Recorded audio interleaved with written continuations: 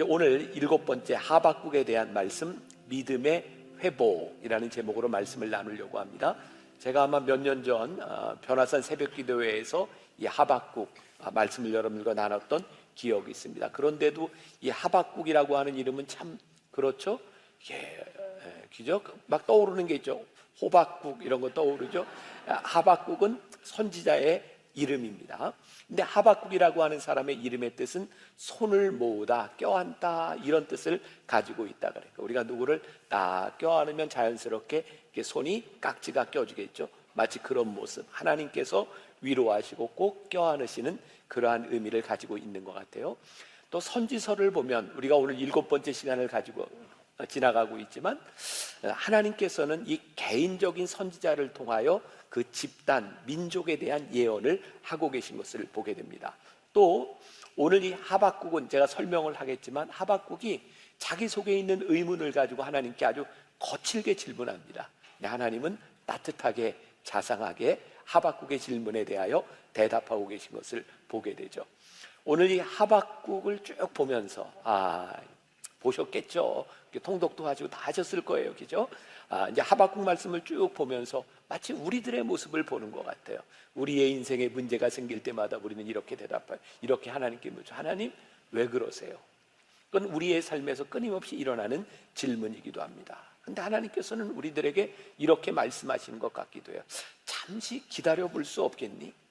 네가 조금 지나가면 네 인생의 궁극적으로 하나님으로 인해 기뻐할 수 있지 않겠니? 그런 대답을 우리들에게 주시는 것은 아닐까?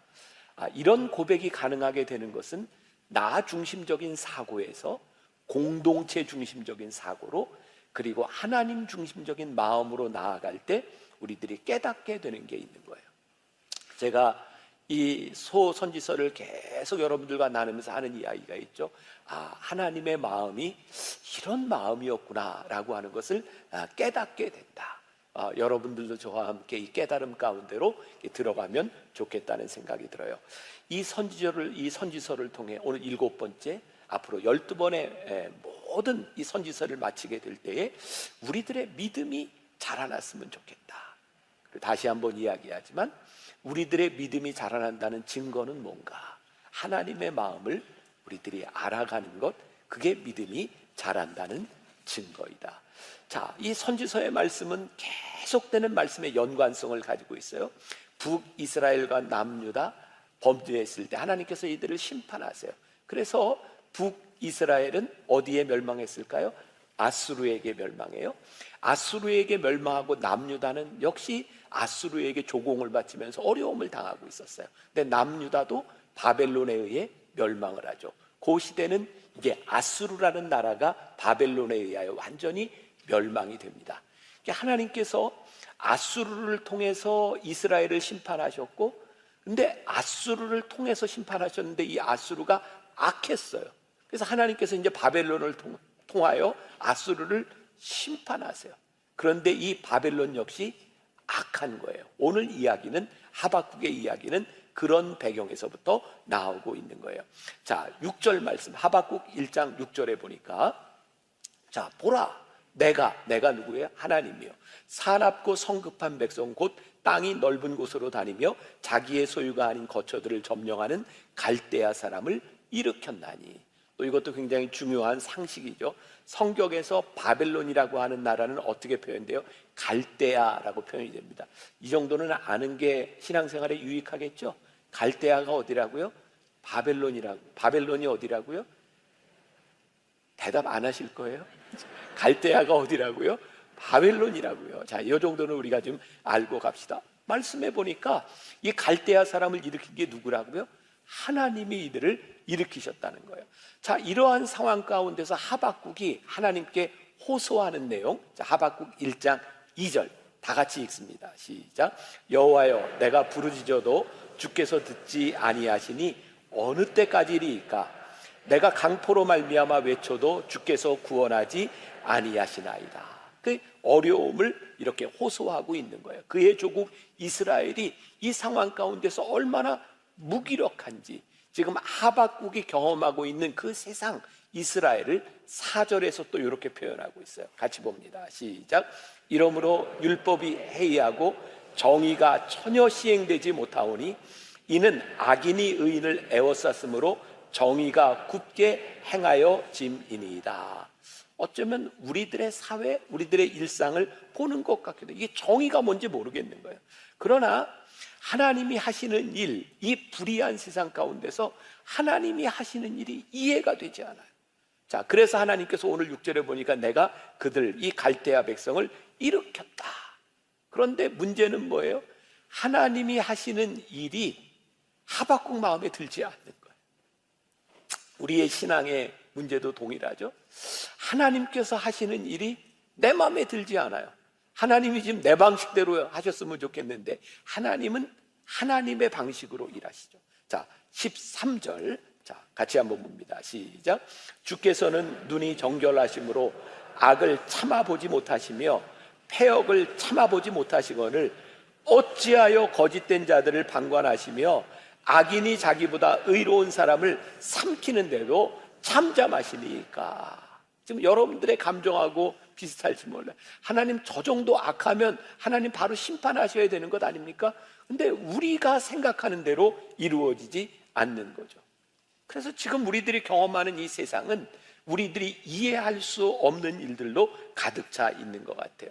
자, 이 하박국이 느끼는 감정이 이런 것 같아요. 하나님, 내가 악해서, 우리 민족이 악해서 심판받는 것 오케이, 감수할 수 있습니다. 그런데 하나님, 우리를 심판하는 저놈들도 악한데 어떻게 저런 놈들을 통해서 우리를 심판하시는 겁니까? 이게 이해가 되지 않는 거예요. 자, 적절한 이해가 될지 모르겠어요. 이제 월드컵 시즌이 돼서 이제 축구 경기를 많이 하는데 어느 팀이 이기고 지고 객관적으로 우리나라가 좀 약하죠. 그죠? 그러니까 사실 지난번에 우루과이에 졌어도 그냥 별로 이상할 게 없는데 비겼으니까 잘한 것 같아요. 그런데 이 월드컵에 나가서 아무튼 어떤 팀하고 싸워도 우리가 질 확률이 많아요. 인정할 수 있어요. 근데 일본한테 지는 건 안 돼. 이거는 안 돼. 이건 마음으로 수용이 안 되는 거야. 그래서 우리나라 국가대표 감독, 외국 사람이 감독을 맡으면 늘 뭐부터 이야기하냐면 한일전은 특별한 겁니다. 일반 경기가 아닙니다. 라고 먼저 이야기를 해준다고 그러죠. 마치 뭐 적절한 이해가 될지 모르겠어요. 그래요. 우리가 못하는 거 인정해요. 근데 그놈들한테 지는 것만은 안 돼요. 우리가 이렇게 벌 받는 거, 심판 받는 거 인정합니다. 그런데 어떻게 저렇게 못된 갈대아 족속들, 우리를 이렇게 힘들게 하는 악한 저들을 통하여 우리들이 이 어려움을 당해야 되는 겁니까? 이게 지금 하박국이 가지고 있는 질문인 거예요. 자, 그때가 되기까지 참아야 된다. 견뎌라. 이렇게 말씀을 하고 있는데 오늘 말씀의 이제 주제예요. 계속해서 나오게 될 거예요. 하박국 2장 4절 같이 한번 봅니다. 시작. 보라, 그의 마음은 교만하며 그 속에서 정직하지 못하나 의인은 그의 믿음으로 말미암아 살리라. 그래, 그들이 정직하지 못해, 그들이 교만해. 하나님께서 하시는 일, 이 모든 일들에 대하여 야, 의인은 믿음으로 살아. 자, 오늘 제가 이제 이야기를 여러분들과 하려고 해요. 자, 하박국 3장 19절에 보니까 바벨론이 모든 것을 다 빼앗아 갈지라도 이제 마지막에 하박국이 믿음으로 고백하는 것, 제가 결론부터 이야기를 한다면 주 여호와는 나의 힘이시라. 나의 발을 사슴과 같게 하사 나를 나의 높은 곳으로 다니게 하시리로다. 하박국은 결국 이렇게 찬양을 하며 말씀을 마무리하게 됩니다. 자, 하나님이 행하시는 역사 가운데 보니 어떤 강대국도 지속적으로 존재하지 못해요. 제가 지난주에도 지지난주에도 여러분들에게 그런 말씀을 드렸어요. 아수르가 멸망한다? 바벨론이 멸망한다? 이거 그 당시에 살고 있었던 사람들에게는 상상이 안 가는 일이었어요. 마치 지금 이 땅에 중국, 일본이 그렇게 망할까? 아마 그런 느낌이었을지 몰라요. 그런데요, 아무리 번성해도, 아무리 번영하는 것 같아도 그들의 악함으로 인하여 하나님이 그 나라를 그냥 두시지 않아요. 참 무서운 말씀입니다. 자, 아수르든 바벨로든 하나님이 그들을 택하셨단 말이에요. 그런데 하나님이 택하신 그 택하심이 어느 순간 그들에게 교만으로 변하는 거예요. 하나님이 택하셔서 힘을 주셨어요. 능력을 주셨어요. 그런데 이것이 자신의 능력이라고 생각하고 나에게 주어진 힘을 나를 위하여 다른 사람들을 억압하고 힘들게 하는 힘으로 그 힘이 사용되기 시작할 때 무서운 죄가 들어오고 하나님이 틀림없이 그 민족들을 심판하는 것을 보게 되죠. 자, 근데 이게 남의 이야기가 아닌 거예요. 참 신기해요. 하나님이 우리들에게 힘을 주시는데 그 힘으로 인해 하나님을 잃어버리는 어리석음을 경험하게 되죠. 전 목사니까 가끔 그런 두려움이 있는 거예요. 많은 목회자들, 많은 교회들 다 그런 건 아니지만 부흥을 경험하고 하나님의 놀라운 역사를 경험했던 그 리더십을 가지고 있었던 목회자들이 끝까지 좋은 리더십을 가지고 하나님 앞에 쓰임받는 것이 그렇게 많지 않은 거예요. 어느 날부터인가 하나님의 은혜로 여기까지 왔는데 그것이 하나님의 은혜로 여겨지는 것이 아니라 내가 무엇을 하는 것으로 생각되어지고, 그러니까 저에게도 그런 두려움이 있는 거예요. 하나님, 어느 날부터인가 교인들이 제 말을 안 듣는 것이 불편해지지 않도록 하나님의 말씀을 듣지 않는가 듣는가가 기준이 되어야 되는데, 만일 제가 기준이 된다면 이거 제가 하나님 앞에 잘못되고 있다는 증거가 아니겠습니까? 이게 저에게만 해당되는 일일까요? 하나님께서 여러분들의 삶에 건강과 물질의 축복을 주셨는데 그 축복이 감사와 축복으로 여겨지는 것이 아니라 그것이 내 삶의 교만이 되어지고 다른 사람들을 업신여기는 것들, 하나님이 그거 그냥 두시지 않는다는 거예요. 하나님은 교만을 꺾으신다는 거예요. 그래서 우리 인생에 진짜 힘든 게 하나님이 우리들에게 주신 축복과 하나님이 우리를 쓰시는 그 쓰임이 끝까지 가는 것이 참 쉽지 않구나 라는 생각을 하게 돼요. 자, 고린도전서 15장 10절에 사도 바울이 진짜 멋진 고백을 하고 있어요.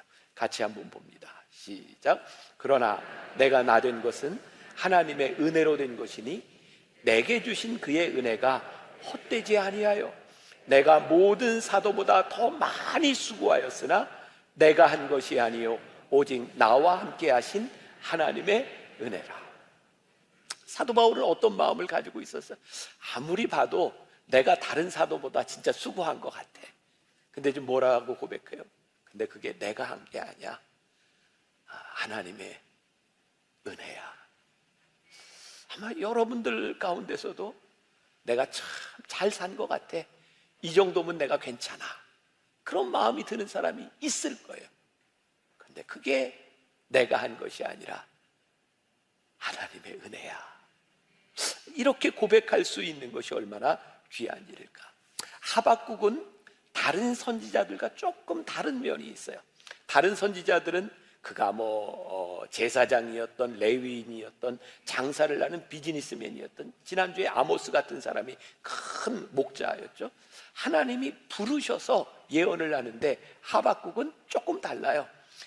지금 그가 처하고 있는 상황에서 하나님께 질문을 던지고 하나님께서 주시는 답을 이야기하고 있는 거죠.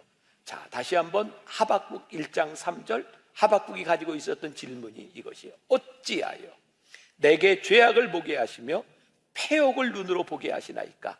겁탈과 강포가 내 앞에 있고 변론과 분쟁이 일어났나이다. 이 질문에 대하여 하나님께서 오늘 답을 주시는 거예요. 뭐라고 답하세요? 의인은 믿음으로 산다. 하나님께서 그런 답을 주시는 거예요. 하박국은 왜 그렇게 하나님을 향해 많은 질문을 하고 있을까요? 이건 우리들의 삶에 바로 적용되는 거예요. 가만히 보면 우리의 삶에 아무 문제가 없고 평탄할 때는 질문이 없어요. 그리고 우리는 하나님이 참 나를 인도해 주시네. 역시 하나님 그 좋으신 하나님. 그렇죠? 근데 우리의 인생에 문제가 생기면 그때 우리들에게 질문이 생겨요. 그러니까 이 질문이라고 하는 것은 내가 힘들 때, 내가 이해할 수 없는 어려움을 당할 때 우리는 하나님께 질문을 하게 되죠. 그런데요, 그런 생각이 들더라고요. 우리의 믿음이 성장하는 것은 이 어려움 가운데서 하나님께 질문하기 시작할 때 하나님을 조금 더 알아가게 되는 것 같아요. 이 하박국은 그 민족의 어려움 가운데서 깊은 진리의 세계로 들어가게 돼요. 자, 다시 한번 아까 읽었던 하박국 2장 3절 4절 같이 봅니다. 2장 3절과 4절 시작. 이 묵시는 정한 때가 있나니 그 종말이 속히 이르겠고 결코 거짓되지 아니하리라. 비록 더딜지라도 기다리라. 지체되지 않고 반드시 응하리라. 보라, 그의 마음은 교만하며 그 속에서 정직하지 못하나 의인은 그 믿음으로 말미암아 살리라. 하박국도 그랬지만 우리가 힘들고 버거운 때를 지나가는데 하나님께서 우리들에게 말씀하시는 것이, 얘들아, 정한 때가 있어. 바벨론이 강하고 그들이 무지한 것 같지만 하나님이 그들을 그냥 놔두시지 않아. 하나님이 그들을 심판하실 거야. 너희들의 인생이 불의한 것들이 득세하고 있는 것 같지만 염려하지 마. 정한 때가 되면 하나님이 심판하시는 때가 분명히 와. 의인은 오직 믿음으로 말미암아 사는 거야. 조바심 내지 마. 오늘 우리들에게 이렇게 말씀하시는 거예요. 오늘 의인은 오직 믿음으로 말미암아 살리라라고 하는 이 말씀은 성경을 관통하고 있는 굉장히 중요한 주제의 말씀이에요. 로마서에도 갈라디아서에도 히브리서에도 이 말씀이 그대로 반복돼요. 로마서 1장 17절, 말틴 루터가 종교개혁을 일으키게 된 모티브가 된 거죠. 복음에는 하나님의 의가 나타나서 믿음에 이르게 하나니 기록된 바 오직 의인은 믿음으로 말미암아 살리라 함과 같으니라. 저는 같이 읽을 줄 알았는데 저 혼자 읽고 있어요. 지금 다시 한번 이거 유명한 말씀 로마서 1장 17절 시작. 복음에는 하나님의 의가 나타나서 믿음에 이르게 하나니 기록된 바 오직 의인은 믿음으로 말미암아 살리라 함과 같으니라. 로마서 1장 17절 기가 막힌 말씀이잖아요. 믿음에 이르게 한다. 오직 의인은 믿음으로 산다. 갈라디아서 3장 11절 같이 봅니다. 시작.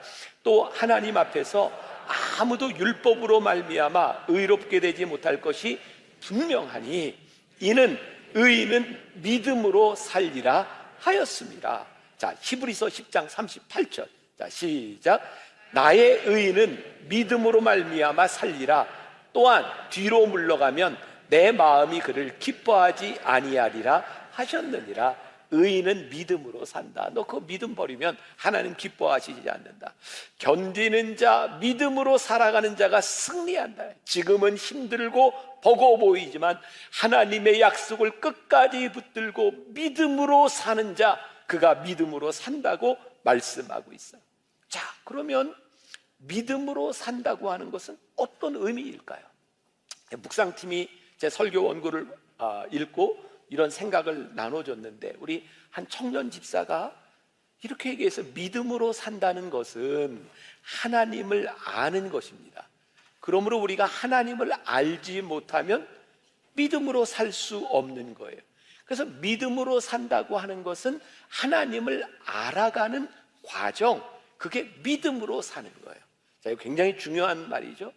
여러분들이 신앙생활을 하고 주여 믿습니다, 하나님 믿습니다, 옛날에 돌아가신 조영희 목사님은 미셔메이까 이런 거 많이 하셨잖아요. 그 믿음이 굉장히 중요한데 믿음이 뭔지 모르고 믿습니까 하면 이게 믿음이 뭐냐고요. 근데 그 믿음을 뭐라고 생각했냐? 하나님을 이렇게 알아가는 게 그게 믿음이구나. 그래서 이 청년이 이런 예를 하나 이렇게 이야기를 했어요. 은행에 가서 이렇게 업무를 보는데 그 직원을 통해 가이드라인을 받고 이렇게 업무를 봐야 되는데 그냥 내가 가서 내 주장만 해. 그러면 일이 풀리지 않는다는 거예요. 그래서 이렇게 예를 들었어요. 내가 해결할 업무, 그것을 나의 고난이나 하나님께 대한 아직 알지 못하는 무지라고 비유를 하고, 직원, 그걸 성령님으로 비유를 했어요. 직원이 설명을 해주는 거예요. 막무가내 주장하는 건 뭐냐면 내가 가지고 있는 주장이에요. 근데 가이드라인은 뭐예요?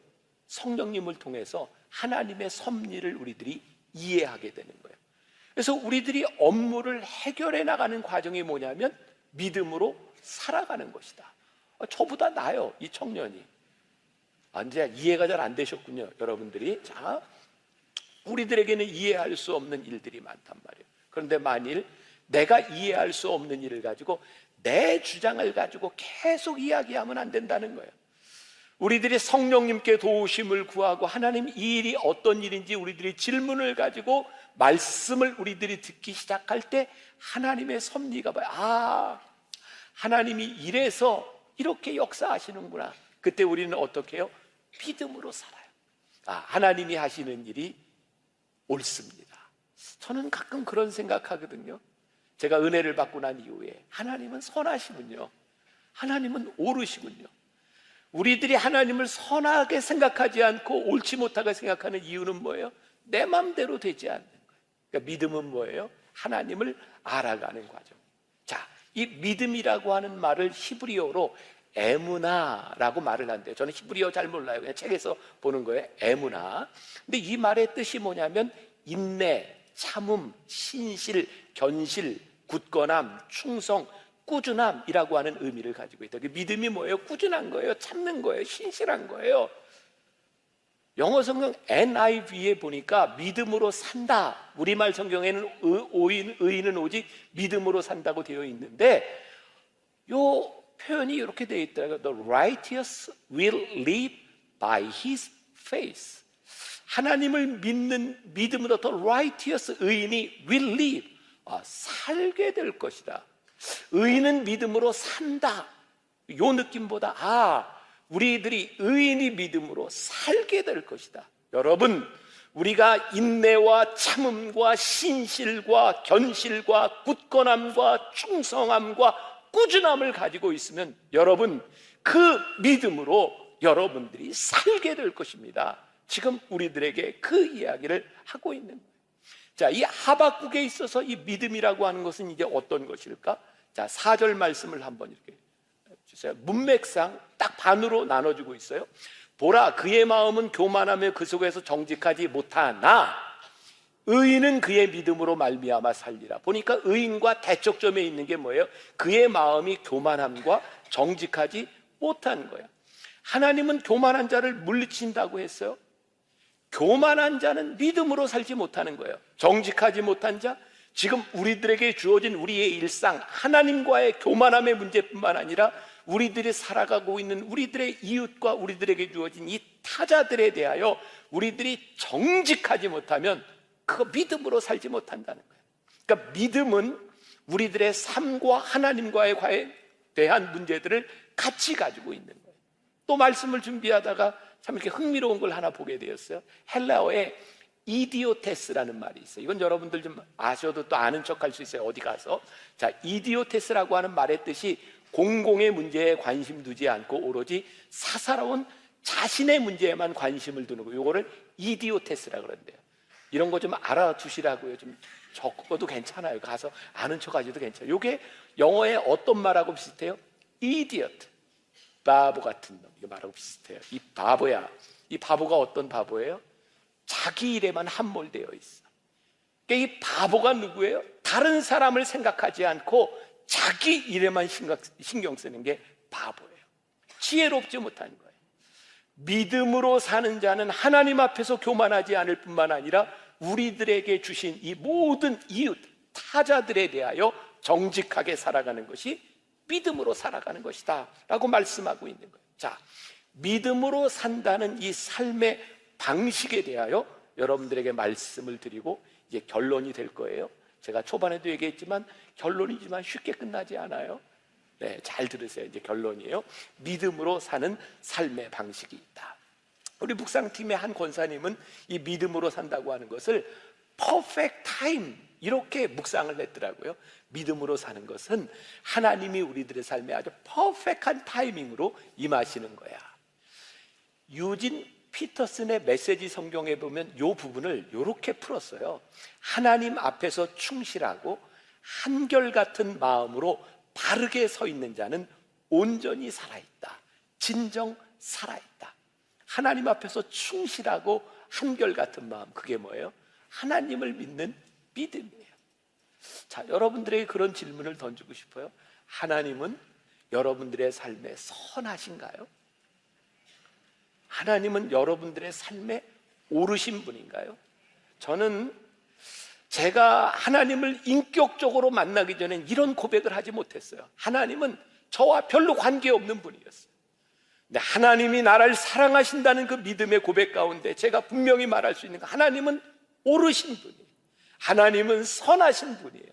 내 삶에 퍼펙트하게 역사하시는 분, 그것이 내 계획과 다를지라도 하나님은 퍼펙트하게 일하십니다.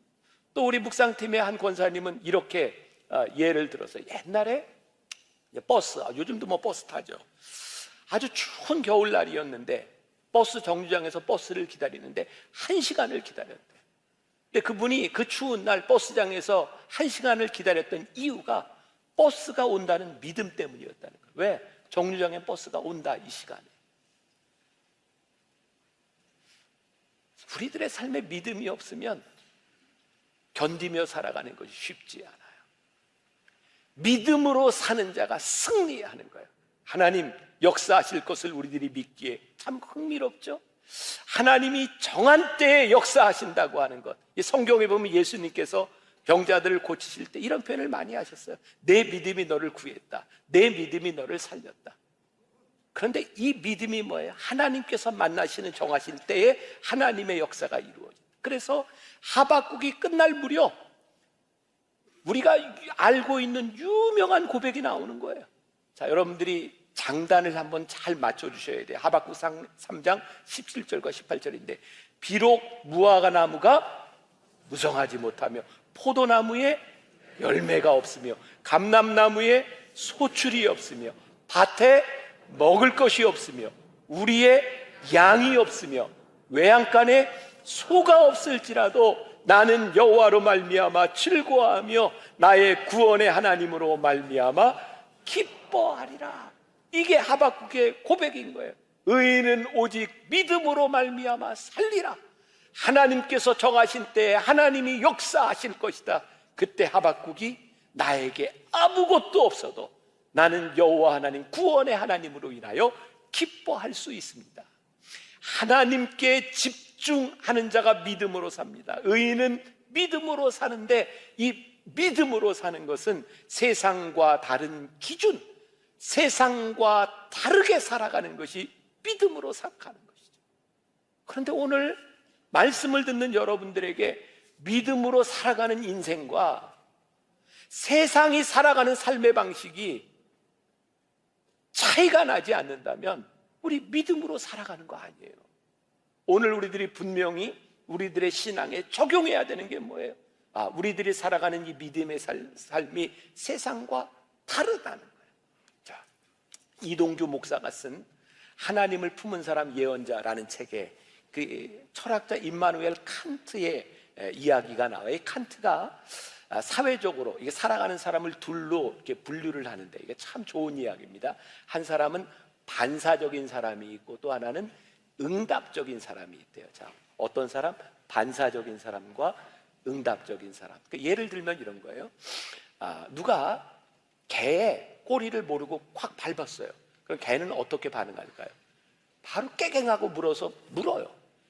개는 주인인지 다른 사람인지 생각하지 않고 일단 딱 밟으면 물어요. 개예요, 개. 그게 뭐예요? 개가 반사적으로 행동하는 거예요. 근데 응답적인 건 이렇게 예를 드는 거예요. 어떤 사람이 지하철을 타고 가는데 누가 발을 밟았어요. 영어식으로 대개 이제 발을 밟으면 미국 사람은 어떻게 excuse me, 죄송합니다, 이렇게 이야기하잖아요. 그런데 발을 밟은 사람도 excuse me인데 발을 딱 밟힌 사람이 excuse me를 하는 거예요. 왜냐하면 저 사람이 내 발을 밟고 얼마나 미안해야 할까 생각하니까 그게 미안한 거예요. 그래서 밟은 사람과 밟힌 사람이 같이 excuse me 해요. 반사적인 게 아니라 반응하는 거죠. 믿음으로 사는 사람은 우리들의 삶에 지금 일어나는 일에 대하여 반사적으로 행동하지 않아요. 그 일을 행하시는 하나님의 마음을 읽어요. 반응하기 시작해요. 하나님, 저에게 왜 그러세요? 반사적으로 이렇게 나오는 것이 아니라 하나님께서 나에게 행하시는 이 일을 보면서 하나님 마음은 나보다 더 아프실 것 같아. 하나님 얼마나 힘드실까? 이 상황 가운데서 참으시는 하나님이 보여지는 거예요. 응답적인 삶을 살아가는 거예요. 하나님을 우리들이 믿기 때문이에요. 그래서 우리는 그렇게 반응할 수 있는 거예요. 세상은 반사적으로 살아갈 때 우리는 반응적으로 살아가는 것, 그게 믿음으로 살아가는 거예요. 오늘 여러분들의 삶에 어떤 일이 일어나고 있는지 우리들이 믿음으로 보기 시작해야 되는 거죠. 소위 대중심리학이라는 게 있어요. 대중심리학, 사람들이 그냥 맹목적으로 이렇게 따라가는 거예요. 대중심리예요. 우리나라 사람들 중에 대부분이 이렇게 혈액형을 이렇게 잘 믿죠. A는 소심해, B형은 뭐죠? 조금 그래요. O형 좀 이렇게 진취적이고 적극적이고 좀 즉흥적이긴 하지만 좋아요. 제가 O형이에요. 이렇게 혈액형을 가지고 이렇게 분류를 하고 사람들이 이렇게 자기 마음을 편하게 하는, 저 사람이 혈액형이 저러니 저러지, 이렇게 대중적으로 이렇게 심리적으로 이렇게 만들어 놓는 그룹핑을 하는 거죠. 그런데 말씀을 준비하다 보니까 진짜 놀라운 일이요. 놀래주세요. 페루에 있는 인디언들 부족은요 100%가 O형이랍니다. 그래요. 그래서 옛날에 스페인 사람들이 페루를 지배할 때 피들이 많이 섞였잖아요. 혼혈적이나. 지금도 그래서 그 페루나 남미에 있는 사람들 중에는 그 나라의 에콰도르나 이런 나라는 80% 혹은 90%까지 전부 O형이랍니다. 굉장히 놀라운 거죠. 그러니까 혈액형이 맞아요, 틀려요? 안 맞는 거예요. 그런데 우리들은 그냥 분류를 하는 거죠. 그럼 페루 사람이 다 O형이라 적극적이고 즉흥적이고 그런다면 거기에 나쁜 사람 하나도 없게요? 저 같은 사람만 있게요? 그렇지 않다는 거예요. 그런데 우리는 대중심리학, 뭔가를 이렇게 만들어 놓고 따라가려고 하는 거예요. 왜? 불안한 거예요. 믿지 않는 거예요. 그래서 내가 저 대중들을 따라가야 마음이 편하다고 생각하는 거예요. 자신감이 없는 거예요. 근데 오늘 이 하박국에서 우리들에게 뭐라고 말씀하세요? 오직 의인은 믿음으로 말미암아 살리라. 너희들이 이 세상에서 대중의 심리, 사람들이 이렇게 살아가기 때문에 살아가는 것이 아니라 우리는 오직 믿음으로 살아가는 사람들이다. 제가 한 가지 예로 말씀을 마치려고 해요. 그러면 최종병기 활 영화 보셨죠? 참 잘 만든 영화입니다. 그 영화가 병자호란을 배경으로 우리 조선 사람들 50만 명이 중국으로 몽골 사람들에게 이렇게 끌려간 정말 슬픈 역사잖아요. 근데 그 영화에 보면 이제 압록강으로 막 이렇게 끌고 가는데 그 압록강을 넘기 전에 그 몽골 사람들이 이렇게 얘기해요. 자, 지금 도망갈 사람 도망가라. 근데 사람들이 여기서 진짜 도망가도 되나 마나? 여러분들 아시죠? 그 의도가 도망가면 바로 인간 사냥이 시작되는 거예요. 몇 사람이 탁탁탁탁 도망가기 시작하니까 바로 사인이 나오고 사람을 사냥해서 죽이는 거예요. 다시는 도망가지 못하도록 길을 꺾어놓는 거예요. 근데 이 영화의 중요한 그 모티브가 되는 게 뭐냐면 사랑하는 연인이 있죠. 근데 이 여자가 결혼하는 날 끌려가잖아요. 이 남자가, 신랑이 그 여자를 찾아가요. 거기에 나오는 이름이 서군이라는 사람이죠. 근데 그때 이 서군이 이런 얘기를 합니다. 그 죽어가는 것을 보면서, 겁에 질린 사람들을 보면서, 한 사람쯤은 용기를 내 살아남은 모습을 보여줘야 우리 조선 사람들에게 희망이 생긴다. 그리고 인간 사냥을 하는데 도망갑니다. 한 사람쯤은 이런 모습을 보여줘야 우리 조선 사람이 희망을 가진다. 저에게는 이 말씀이 이렇게 적용이 되었어요. 의인은 오직 믿음으로 말미암아 산다.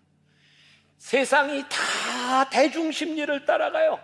모든 사람들이 그냥 그렇다고 얘기해요.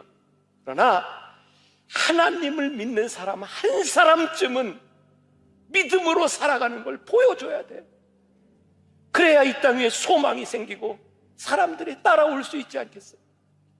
이 세상의 많은 교회 가운데 오늘 예배드리는 우리 성도들이 믿음으로 살아가는 것이 무엇인지, 우리 만나교회가 믿음으로 살아가는 모습이 어떤 모습인지를 보여줘야 이 땅의 교회들이 그래, 저렇게 믿음으로 살면 사는 거구나, 그리고 따라오지 않겠어요?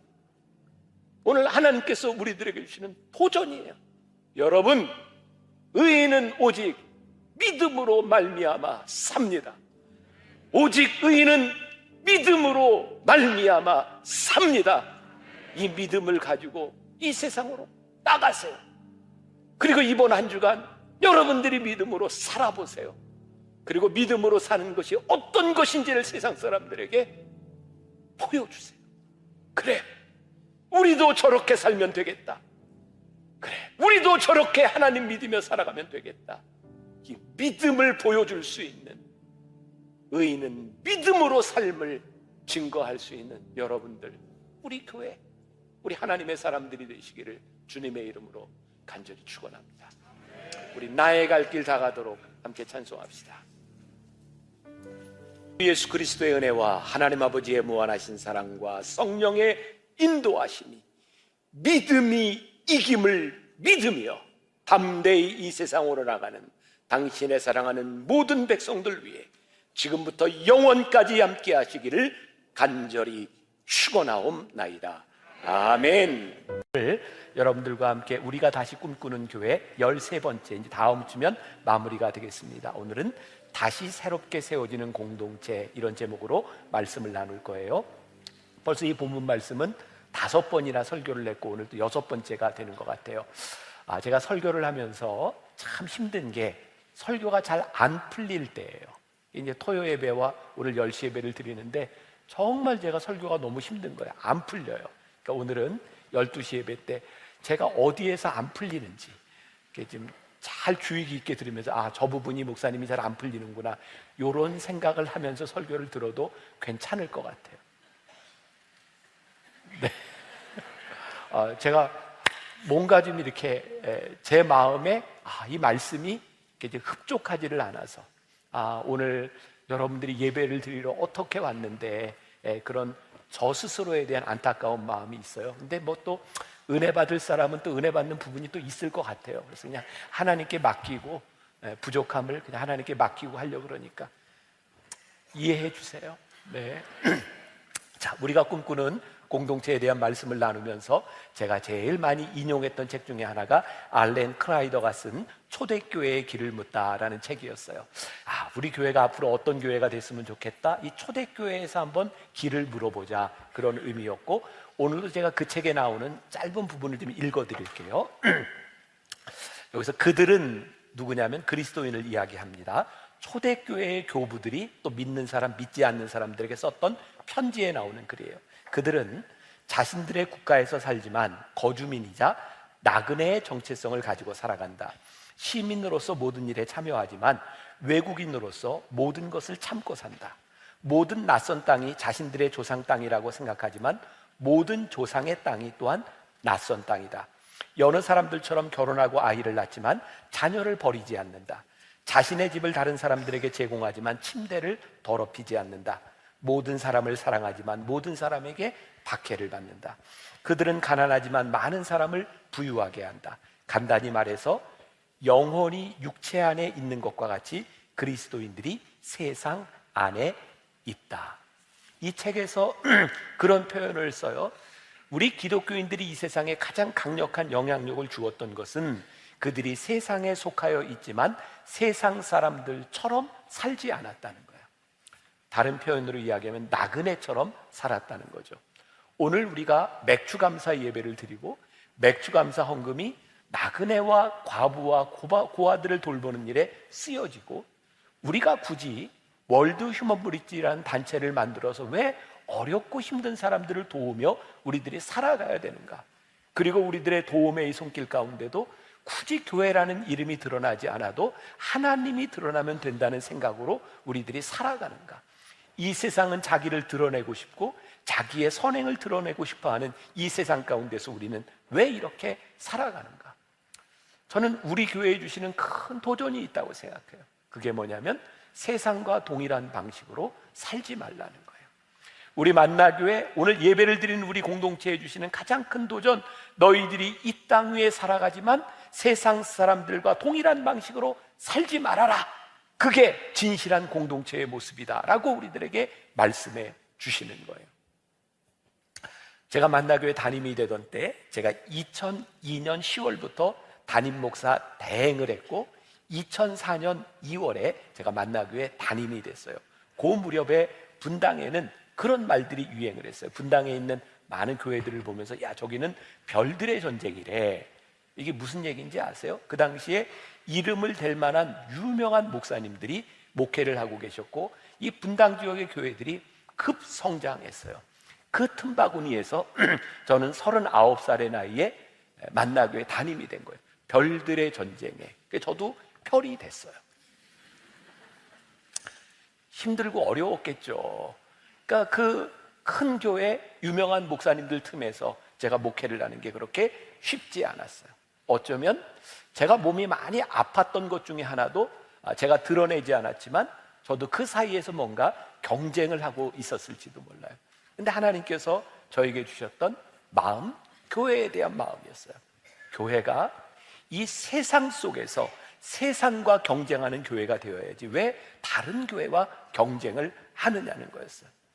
우리 교회의 모습이 하나님 앞에서 올바른 방향을 향해 가고 있느냐가 중요한 일이지 왜 교회가 다른 교회와 경쟁을 해야 되는 것이냐는 거예요. 조금 더 거슬러 올라가요. 1992년 분당에 신도시가 막 들어올 때 저는 29살의 나이에 저기 임해동에 있는 동신상가에서 만나교회 처음이죠. 개척교회를 시작을 했어요. 개척교회를 시작하면서 저는 교인들에게 이런 말을 입에 이렇게 달고 살았어요. 저는 곧 유학을 갈 사람입니다. 곧 떠날 사람입니다. 그래서 목회를 홀가분한 마음으로 나는 언제든지 미국에서 어드미션이 오고 비자 인터뷰를 받으면 떠날 사람입니다. 그렇게 목회를 했어요. 홀가분하게 시작했는데 교인들이 많이 모여들기 시작했어요. 이제 그 당시에 아주 조그만한 상가, 그래서 몇 달이 지나서 3부로 예배를 드려야 되는 29살의 나이에 쉽지 않은 부흥을 경험하게 된 거죠. 그리고 저는 그렇게 조그만 상가에 모여든 교인들에게 이런 설교를 했던 기억이 나요. 여러분, 저희 교회를 찾아오셔서 제가 설교하는 이 시간에 예배를 드리고 말씀을 듣는 것 저에게는 참 기쁘고 감사한 일입니다. 그런데 만일 여러분들이 분당의 신도시로 이사를 와서 내가 다니던 교회가 멀다는 이유로 여러분들이 우리 교회를 찾아오셨다면 하나님이 기뻐하실까요? 그러니 여러분들 사명이 있는 곳으로 돌아가세요. 참 멋있잖아요. 29살의 나이에. 그런데 제가 그렇게 설교를 했던 이유가 지금 생각해 보니까 저는 거기서 목회를 하면서 교인들하고 어떤 약속을 하고 시작을 했냐면 저는 언제든지 떠날 사람이니까 제가 월급 안 받겠습니다. 그거 부담스럽습니다. 그래서 월급을 안 받았어요. 생각해 보니까 교인이 10명이든 100명이든 1000명이든 내가 안 받는 건 똑같아. 자, 여러분들 제가 굉장히 세속적으로 보이죠? 근데 가만히 보니까 우리들의 신앙의 본질을 변질시키는 그 중심에는 결국 돈이 있는 거예요. 내가 돈에 어떤 자세를, 어떤 마음을 가지고 있느냐에 따라 우리의 신앙이 흔들릴 수 있는 것을 부인할 수 없는 거예요. 저도 그랬던 것 같아요. 나에게 경제적으로 아무런 가치가 없다고 생각하니까 정말 편안하게 교회의 본질이 무엇인지를 이야기할 수 있었고, 만일 그때 그게 저에게 경제적인 문제와 연관이 되어 있었다면 저는 그런 설교를 할 수 있었을까? 오늘 많은 분들이 여기에서 예배를 드리고 있어요. 만나교회, 뭐 그렇게 큰 메가처치는 아니지만 어느 정도 규모를 가지고 있는 교회이니 굳이 사람들한테 여기 등록했어요, 뭐 그렇게 교인을 만들 필요, 그런 거 별로 없는 교회일지 몰라요. 여러 가지 이유로 여러분들이 여기에서 예배를 드리고 있어요. 그런데 저에게 주는 아주 깊은 신앙적인 질문이 있는 거죠. 여기에서 함께 예배를 드리는 우리 공동체의 이 예배가 우리가 참 좋고 기쁜데 하나님도 그거 기뻐하실 수 있는가? 여기에서 예배 드리는 여러분들의 마음이 어떤 마음으로 예배를 드리고 있는가? 저는 요즘 교회에 대해서 이런 생각을 합니다. 하나님, 우리 교회는 이렇게 문을 좀 열어놓고 예배를 드리는 공동체가 되었으면 좋겠습니다. 누가 오든지 괜찮습니다. 그러나 누구든지 이 교회를 떠나도 괜찮습니다. 이게 무슨 말일까요?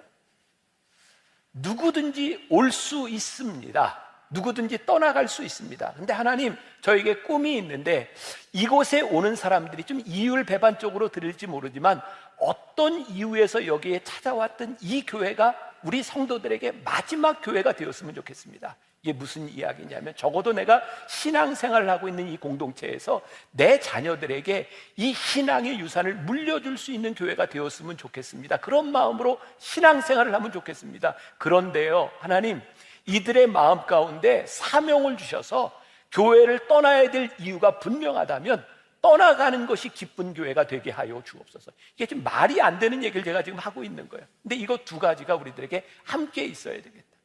얼마 전에 새 가족 애찬을 하는데 한 새 가족이 저에게 그런 얘기를 했어요. 목사님, 참 오래 고민하고 만나교회 등록을 했는데 왜 자꾸 흩어지라 그러세요? 왜 그러냐고. 왜 그러냐고. 근데 제 마음 가운데 하나님, 우리 교회가 그런 교회가 되었으면 좋겠습니다. 얼마 전입니다. 저희 교회 권사님 부부가 저에게 면담을 요청했어요. 저에게 이렇게 얘기를 합니다. 목사님, 제가 젊은 시절 섬기던 교회 부목사님이 교회 개척을 했는데 매우 어려운 상황이고 저에게 도와달라는 요청이 왔습니다. 그때 목사님의 설교가 생각이 났습니다. 사명이 있다면 힘들고 어려운 교회를 찾아가 일꾼이 되십시오. 그래서 목사님, 그 교회로 가야 되겠다고 결심이 섰고 목사님께 인사를 드리고 떠나가려고 왔습니다. 그 얘기를 듣는 순간, 야, 참 장하다, 이런 생각이 드는 게 아니라 서운해요. 참 이상하죠? 제가 이렇게 떠나가도 좋다고, 사명이 있다고 사명이 있다면 떠나가도 좋겠다고 이야기를 했는데 사명을 가지고 떠나가겠다는 그 교인을 보니까 아까운 거예요. 저런 교인은 교회 좀 있었으면 좋겠어요. 그러니까 참 이율배반적인 그런 일들이 제 안에서 일어나고 있는데, 우리들이 알고 있는 진리와 그 진리를 살아낸다고 하는 것은 다른 일이고 참 어려운 일인 거죠. 그러니까 우리들이 참된 공동체를 만들어 가기 위해서 어쩌면 우리는 끊임없이 우리 안에서 스트럭을 할 수밖에 없는 것 같아요. 오늘 또 말씀을 이렇게 전하면서 저에게 지금 드는 생각이에요. 우리들에게 이 스트럭을 하는 것이 살아있는 동안 우리 공동체는 살아있는 공동체이겠구나. 그런데 어느 날부터 아무것도 고민하지 않고 우리들에게서 어떤 선명한 비전도 우리들에게 나타나지 않다면 우리는 어쩌면 잘못 신앙생활을 하고 있는 것은 아닐까. 그러니까 우리들이 믿음으로 살고 진리로 산다고 하는 것은 때때로 우리들이 견뎌내야 되는 것이고 이겨내야 되는 일들이 참 많아요. 교회는 우리들이 좋고 싫고 때문에 우리들이 떠나갈 수 있는, 그렇게 결정할 수 있는 공동체가 아닌 거예요. 우리들에게 선명한 비전과 사명이 우리들에게 있어서 신앙생활을 하고 있는가. 초대교회를 보면 교회가 부흥하기 위해서 어떤 일을 했다고 나와 있지 않아요. 교회 부흥을 하기 위해서 어떤 일을 디자인했던 것이 아니라 바람직한 교회의 모습을 보여주었더니 자연스럽게 초대교회가 성장했어요. 여기에서 성장했다고 하는 것은 저는 단순히 사람이 많아졌다 이런 차원에 대한 문제가 아니라 구원받는 숫자를 하나님께서 더하셨다. 그러니까 이 교회는 구원받는 숫자가 더해지는 역사가 일어나는 공동체가 되는 것, 그것이 바람직한 공동체의 모습이겠죠.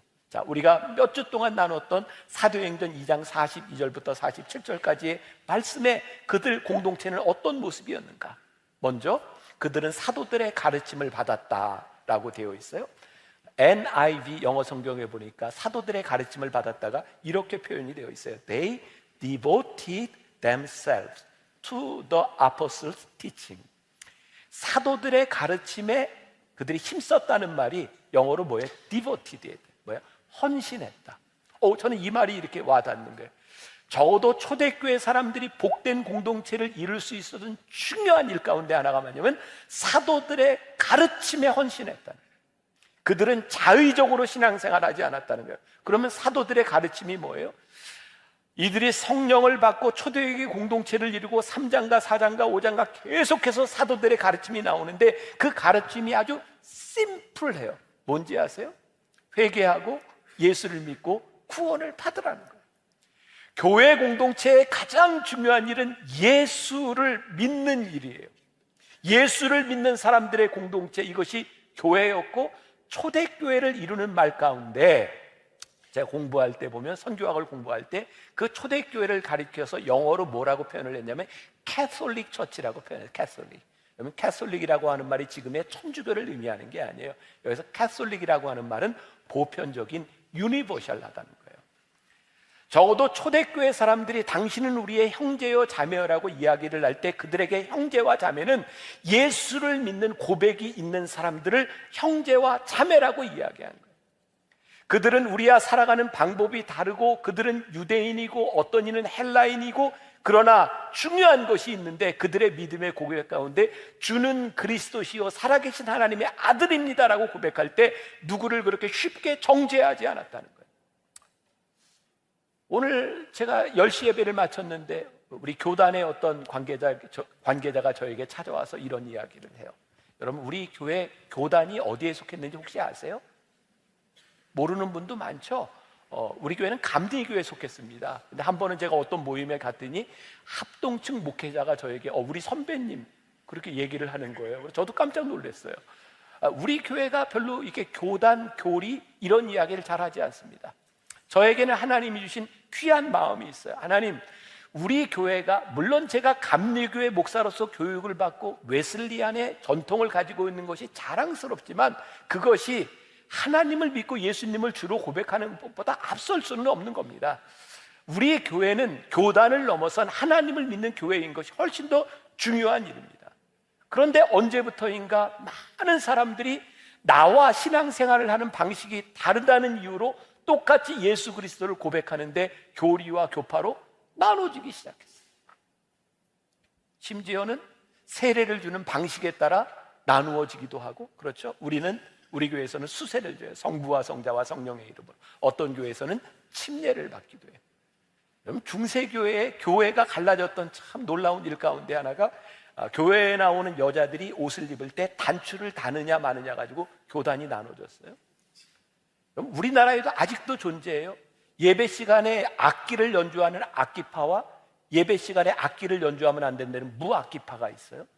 놀랍죠? 여러분, 중세 개혁교회에는 교회에 십자가를 거느냐 마느냐를 가지고 교단이 나누어져요. 우리들이 생각하는 것이 참 중요하기는 한데 나와 생각이 다르다는 이유로 쉽게 정죄하지 말라는 거예요.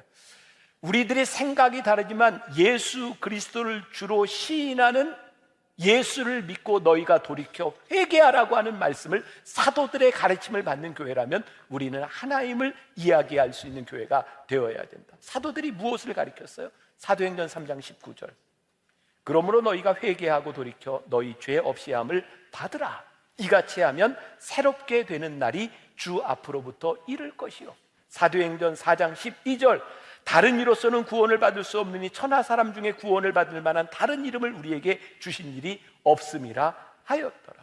이게 성령을 받았던 세례 그 사도들이 가르쳤던 가르침이었어요.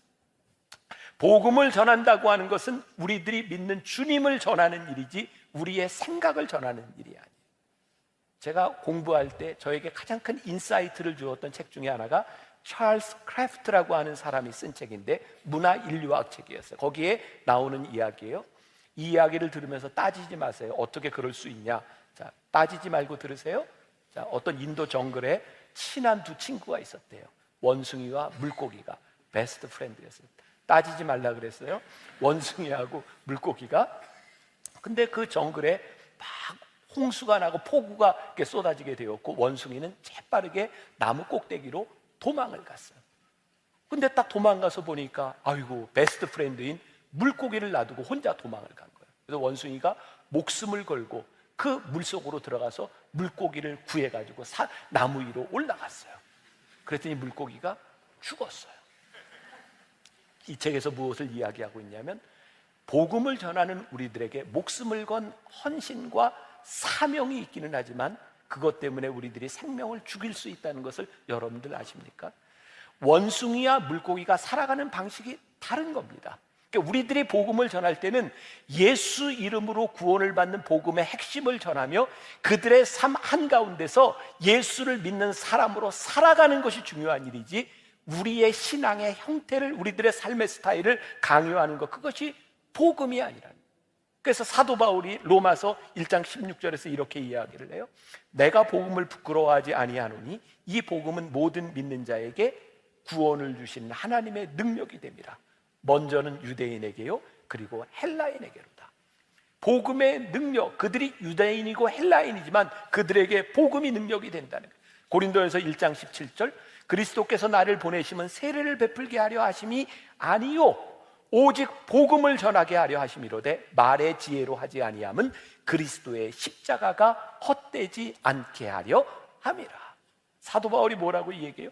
세례를 주는 것, 세례의 방식, 그리고 내가 어떤 말로 전하느냐, 그게 중요한 것이 아니라는 거예요.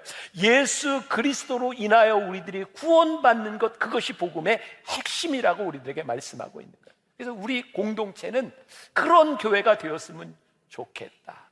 예수님을 믿는 신앙의 고백 위에 우리들의 다름을 인정할 수 있는 것. 자, 이런 공동체에서 어떤 변화가 일어났는가? 오늘 말씀해 보니까 서로 교제하고 떡을 떼며 오로지 기도하기를 힘쓰니라 라고 되어 있어요. 오로지 기도하기를 힘쓰니라. 여러분들 한번 생각해 보세요. 초대교회 사람들이 오로지 기도하기를 힘쓰는데 즐거웠을까요? 힘들었을까요? 아니, 초대교회 사람들 말고 여러분들이 오로지 기도에 힘쓰고 살아가면 힘들까요? 안 힘들까요? 힘들 것 같아요. 어떻게 오로지 기도에 힘쓰고 살아갈까? 근데 우리들이 왜 힘들다고 생각하냐면 우리는 기도하는 시간이 우리들의 삶에서 특별히 시간을 내어서 기도해야 되는 그 무엇으로 생각할 때가 참 많은 거죠. 그러니까 저에게도 늘 그런 생각이 드는 거예요.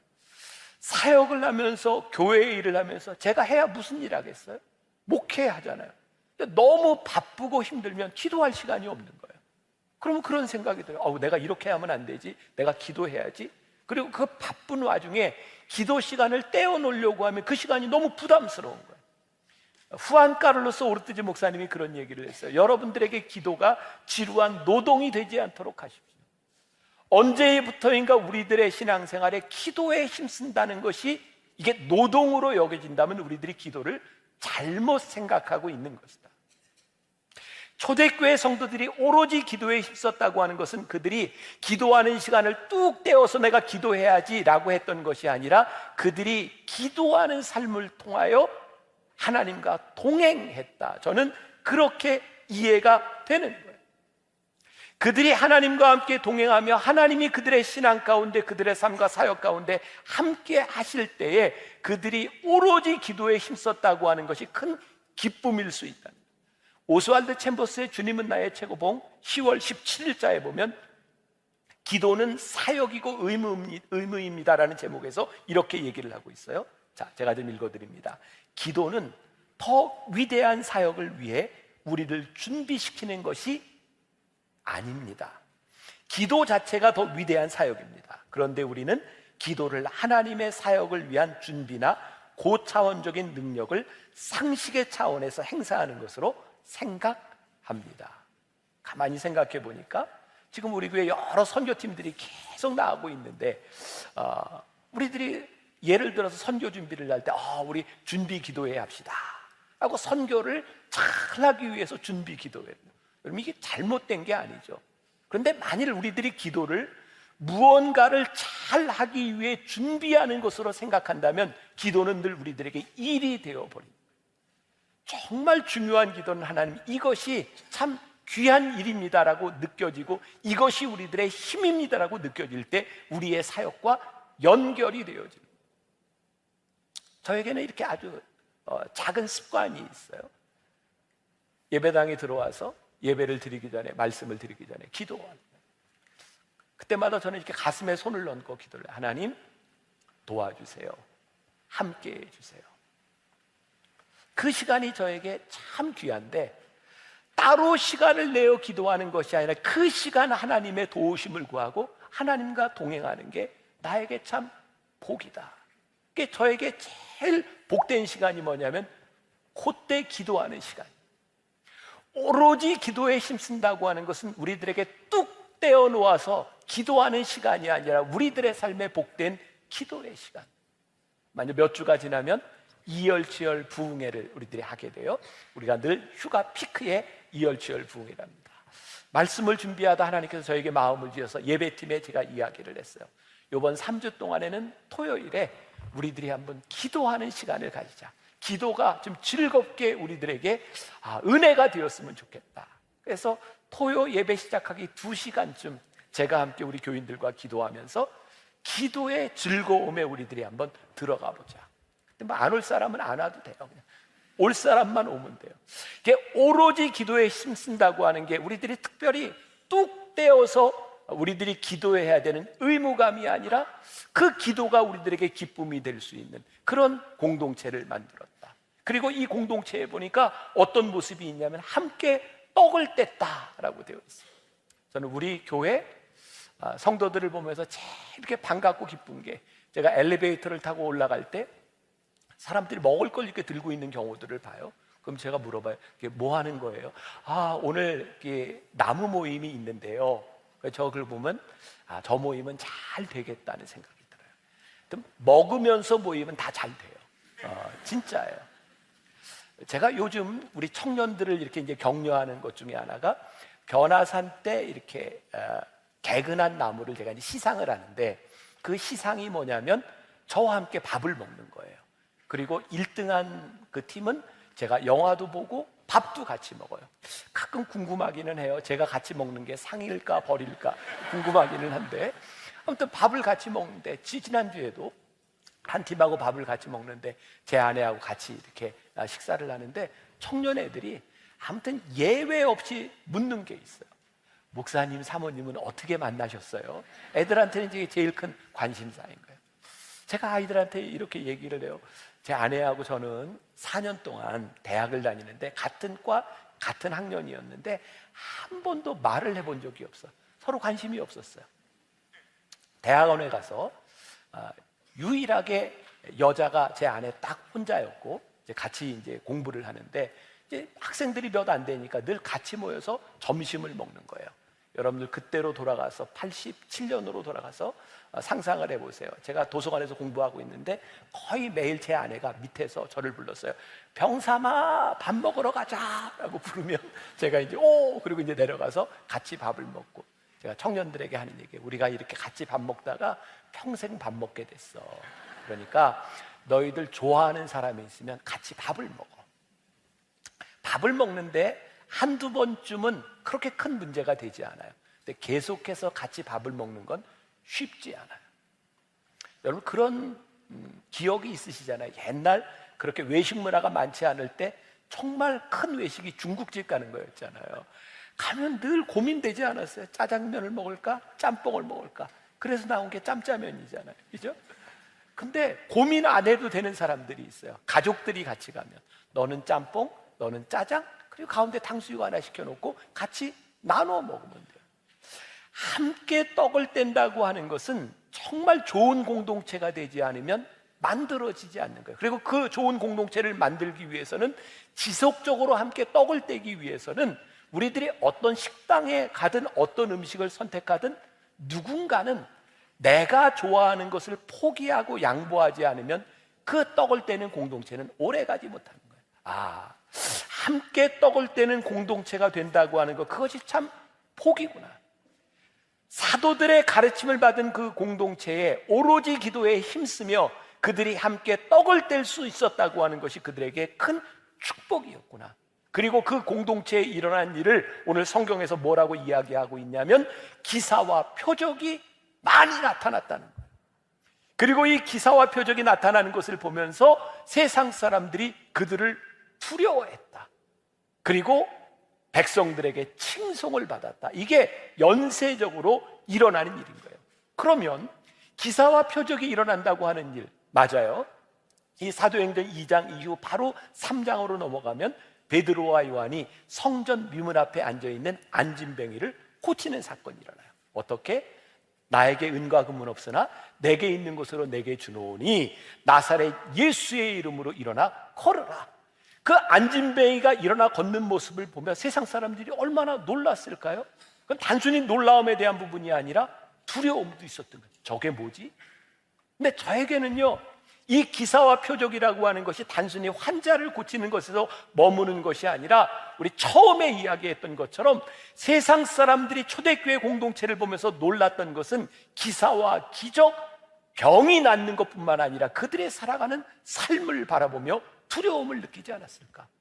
저들은 어떻게 저렇게 살아갈 수 있을까? 동시대를 살아가는 우리들의 삶 가운데 어떻게 저런 삶의 패턴이 나타날 수 있을까?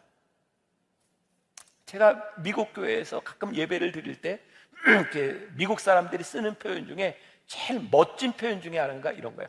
Awesome God. 이걸 한마디로 표현하기가 참 힘들어요. Awesome God. 이게 두려움도 되고 존경도 되고, 저에겐 이렇게 이해가 되는 거예요. 하나님의 임재로 인하여 우리들에게 쫙 느껴지는 그 하나님 임재에 대한 Awesome God. 세상 사람들이요, 교회 공동체를 보면 Awesome God, 하나님의 존귀하심과 하나님의 위대하심을 경험하게 돼요. 우리 이 교회를 바라보며 이 세상 사람들이 Awesome God, 하나님의 위대하심이 저곳에 나타나고 있구나. 그것이 우리가 꿈꿔야 되는 공동체의 모습입니다. 이사야서 55장 8절부터 9절까지 유명한 말씀이에요. 같이 봅니다. 시작. 이는 내 생각이 너희의 생각과 다르며 내 길은 너희의 길과 다름이니라. 여호와의 말씀이니라. 이는 하늘이 땅보다 높음같이 내 길은 너희의 길보다 높으며 내 생각은 너희의 생각보다 높음이니라. 그래서 뭐라고 이야기하고 있어요? 여호와의 말씀인데요, 여호와의 생각은 우리보다 깊고 우리보다 높아요. 그러니 하나님의 역사가 일어나는 공동체 가운데 세상 사람들이 생각할 수 없는 그 무언가가 나타나는 거예요. 우와, 저기에 두려움과 경외심이 있는 거예요. 마태복음 6장 33절에 보면 너희는 먼저 그의 나라와 그의 의를 구하라, 그리하면 이 모든 것을 너희에게 더하시리라 라고 말씀하고 있어요. 세상 사람들이 자기들의 이익을 구하며 살아갈 때 오늘 우리들이 하나님의 나라와 하나님의 의를 구하는 것을 바라보며 awesome God, 어떻게 저들은 그렇게 살지? 근데 그 공동체 가운데 하나님이 모든 것을 더하시는 놀라운 역사들이 있는 거예요. 저에게 떠오르는 말씀이 있어서 요한일서 4장 10절과 11절, 사랑은 여기 있으니 우리가 하나님을 사랑한 것이 아니요 하나님이 우리를 사랑하사 우리 죄를 속하기 위하여 화목제로 그 아들을 보내셨습니다. 사랑하는 자들아, 하나님이 이같이 우리를 사랑하셨은즉 우리도 서로 사랑하는 것이 마땅하도다. 저는 월요일부터 어제 토요일까지 일본에 있다 왔어요. 매일 일본 목회자들, 일본 교인들을 위해서 세미나와 설교를 하고, 금요일에는 우리 청년들과 함께 그 소라 하늘제라고 함께 이렇게 찬양하고 이렇게 축제를 이렇게 하는 시간이었어요. 20살, 21살 요 또래 청년들이 여러 명이 같이 갔어요. 근데 이렇게 은혜라고 하는 찬양을 부르는데 21살을 낳은 우리 청년 하나가 눈물을 뚝뚝뚝뚝 흘리면서 찬양을 하는 거예요. 참 신기하죠? 눈물은 전염성이 있어요. 그 우는 모습을 보면서 저도 눈물이 나고 일본 성도들도 눈물을 흘려요. 그 집회를 마치고 오는 버스 안에서 제가 청년들에게 우리 잠깐 나눔의 시간을 가지자 그랬더니 그 아이가 이런 고백을 하는 거예요. 제가 일본에 올 때 저는 일본 사람들을 사랑하는 마음이 없었습니다. 그리고 어떻게 사랑할 수 있느냐, 그게 제 속에서 문제가 해결되지 않았습니다. 일본은 우리의 원수니까요. 근데 제가 설교를 하다가 이런 이야기를 했어요. 오늘 이 예배당 안에서 일본 사람, 한국 사람 없습니다. 우리는 다 하나님의 사람일 뿐입니다. 하나님께서 그 마음에, 그 청년의 마음 가운데 그런 생각을 주신 거예요. 하나님의 마음으로 사랑한다고 하는 것은 이런 것이구나. 저는 이 한 일의 문제를 해결할 수 있는 게 저는 우리 신앙과 우리 교회밖에는 없다고 생각합니다. 제가 이번 일본 단기 선교하면서 그 목사님들에게 그런 얘기를 했어요. 우리만 같으면 아는 문제가 아무 문제가 없을 텐데, 여러분, 우리들에게 아픔이 있어요. 우리들에게 증오가 있어요. 그런데 사랑하는 자들아, 하나님이 우리를 이같이 사랑하셨은즉 우리도 서로 사랑하는 것이 마땅하도다. 하나님의 생각이 우리들 가운데 들어오기 시작할 때 우리는 다른, 이 세상과 다른 삶을 살아가게 되는 거예요. 우리들에게 순전한 기쁨이 우리들에게 있어지는, 저에게는 꿈꾸는 교회의 모습이 있어요. 하나님, 우리 성도들이 이 공동체 안에서 신앙생활을 하는데 우리들에게 이 순전한 기쁨이 있으면 좋겠습니다. 봉사하고 섬기고 헌금하는 게 여러분들에겐 기꺼운 일이에요? 힘든 일이에요? 어떤 분에게는 기꺼이 할 수 있는 일이기도 하지만 어떤 사람에게는 힘든 일이기도 할 것 같아요. 그런데 저에게 그런 꿈이 있는 거예요. 하나님, 우리들이 신앙생활을 하는데 그 모든 것들이 기쁘고 즐거웠으면 좋겠고, 우리들에게 이 일로 인하여 행복했으면 좋겠고, 우리들의 섬김 왜 피곤하지 않겠습니까? 그런데 하나님이 피곤함을 넘어서는 그 무엇이 무엇일까요? 저도 이번에 일본에서 매일 강의와 설교를 하면서 얼마나 힘들었는지 몰라요. 특히 이제 통역 설교를 하는 거 쉽지 않아요. 더 힘든 건 끝나고 나서 일본 목회자들이 저에게 와서 질문을 하는 거예요. 그럼 이제 통역해주는 목사님이 통역을 해주고 제가 질문에 답을 해요. 근데 제가 진짜 힘든 건 와서 묻는 게 대개 다 똑같아요. 그러니까 저는 계속 똑같은 말을 또 해줘야 되는 거예요. 그래서 말하다 말고 한 번은 통역하는 목사님, 이거 내가 또 해야 돼요? 힘들어요. 그런데요, 이 힘든 거를 한 방에 탁 날려버린 게 저에게 와서 질문을 하고 눈물을 뚝뚝 흘리고 기도해 주세요 라고 하는 그 일본 목사님을 바라보며 이게 참 복된 일이구나. 힘든 것보다 더 큰 기쁨이 우리들에게 있을 때 우리들을 행복하게 만들어주는 거예요. 저는 이 초대교회 성도들이 오로지 기도에 힘쓰고 그들이 어려운 사람들을 놓고 함께 떡을 떼는 것이 매 순간마다 다 즐거운 일은 아니었을 것 같아요. 그런데요, 그들이 그 일로 인하여 백성들의 칭송을 받고 하나님께서 그 공동체에 구원받는 숫자를 더해 주시는 기쁨을 맛보았을 때에 그들의 수고보다 더 큰 기쁨이 있었다는 거예요. 우리를 행복하게 만들어주는 것은, 우리를 기쁘게 만들어주는 것은 우리의 인생에 고난과 어려움이 있기 때문이 아니라 그것보다 더 큰 기쁨을 우리들이 경험할 때 우리들에게 찾아오는 거죠.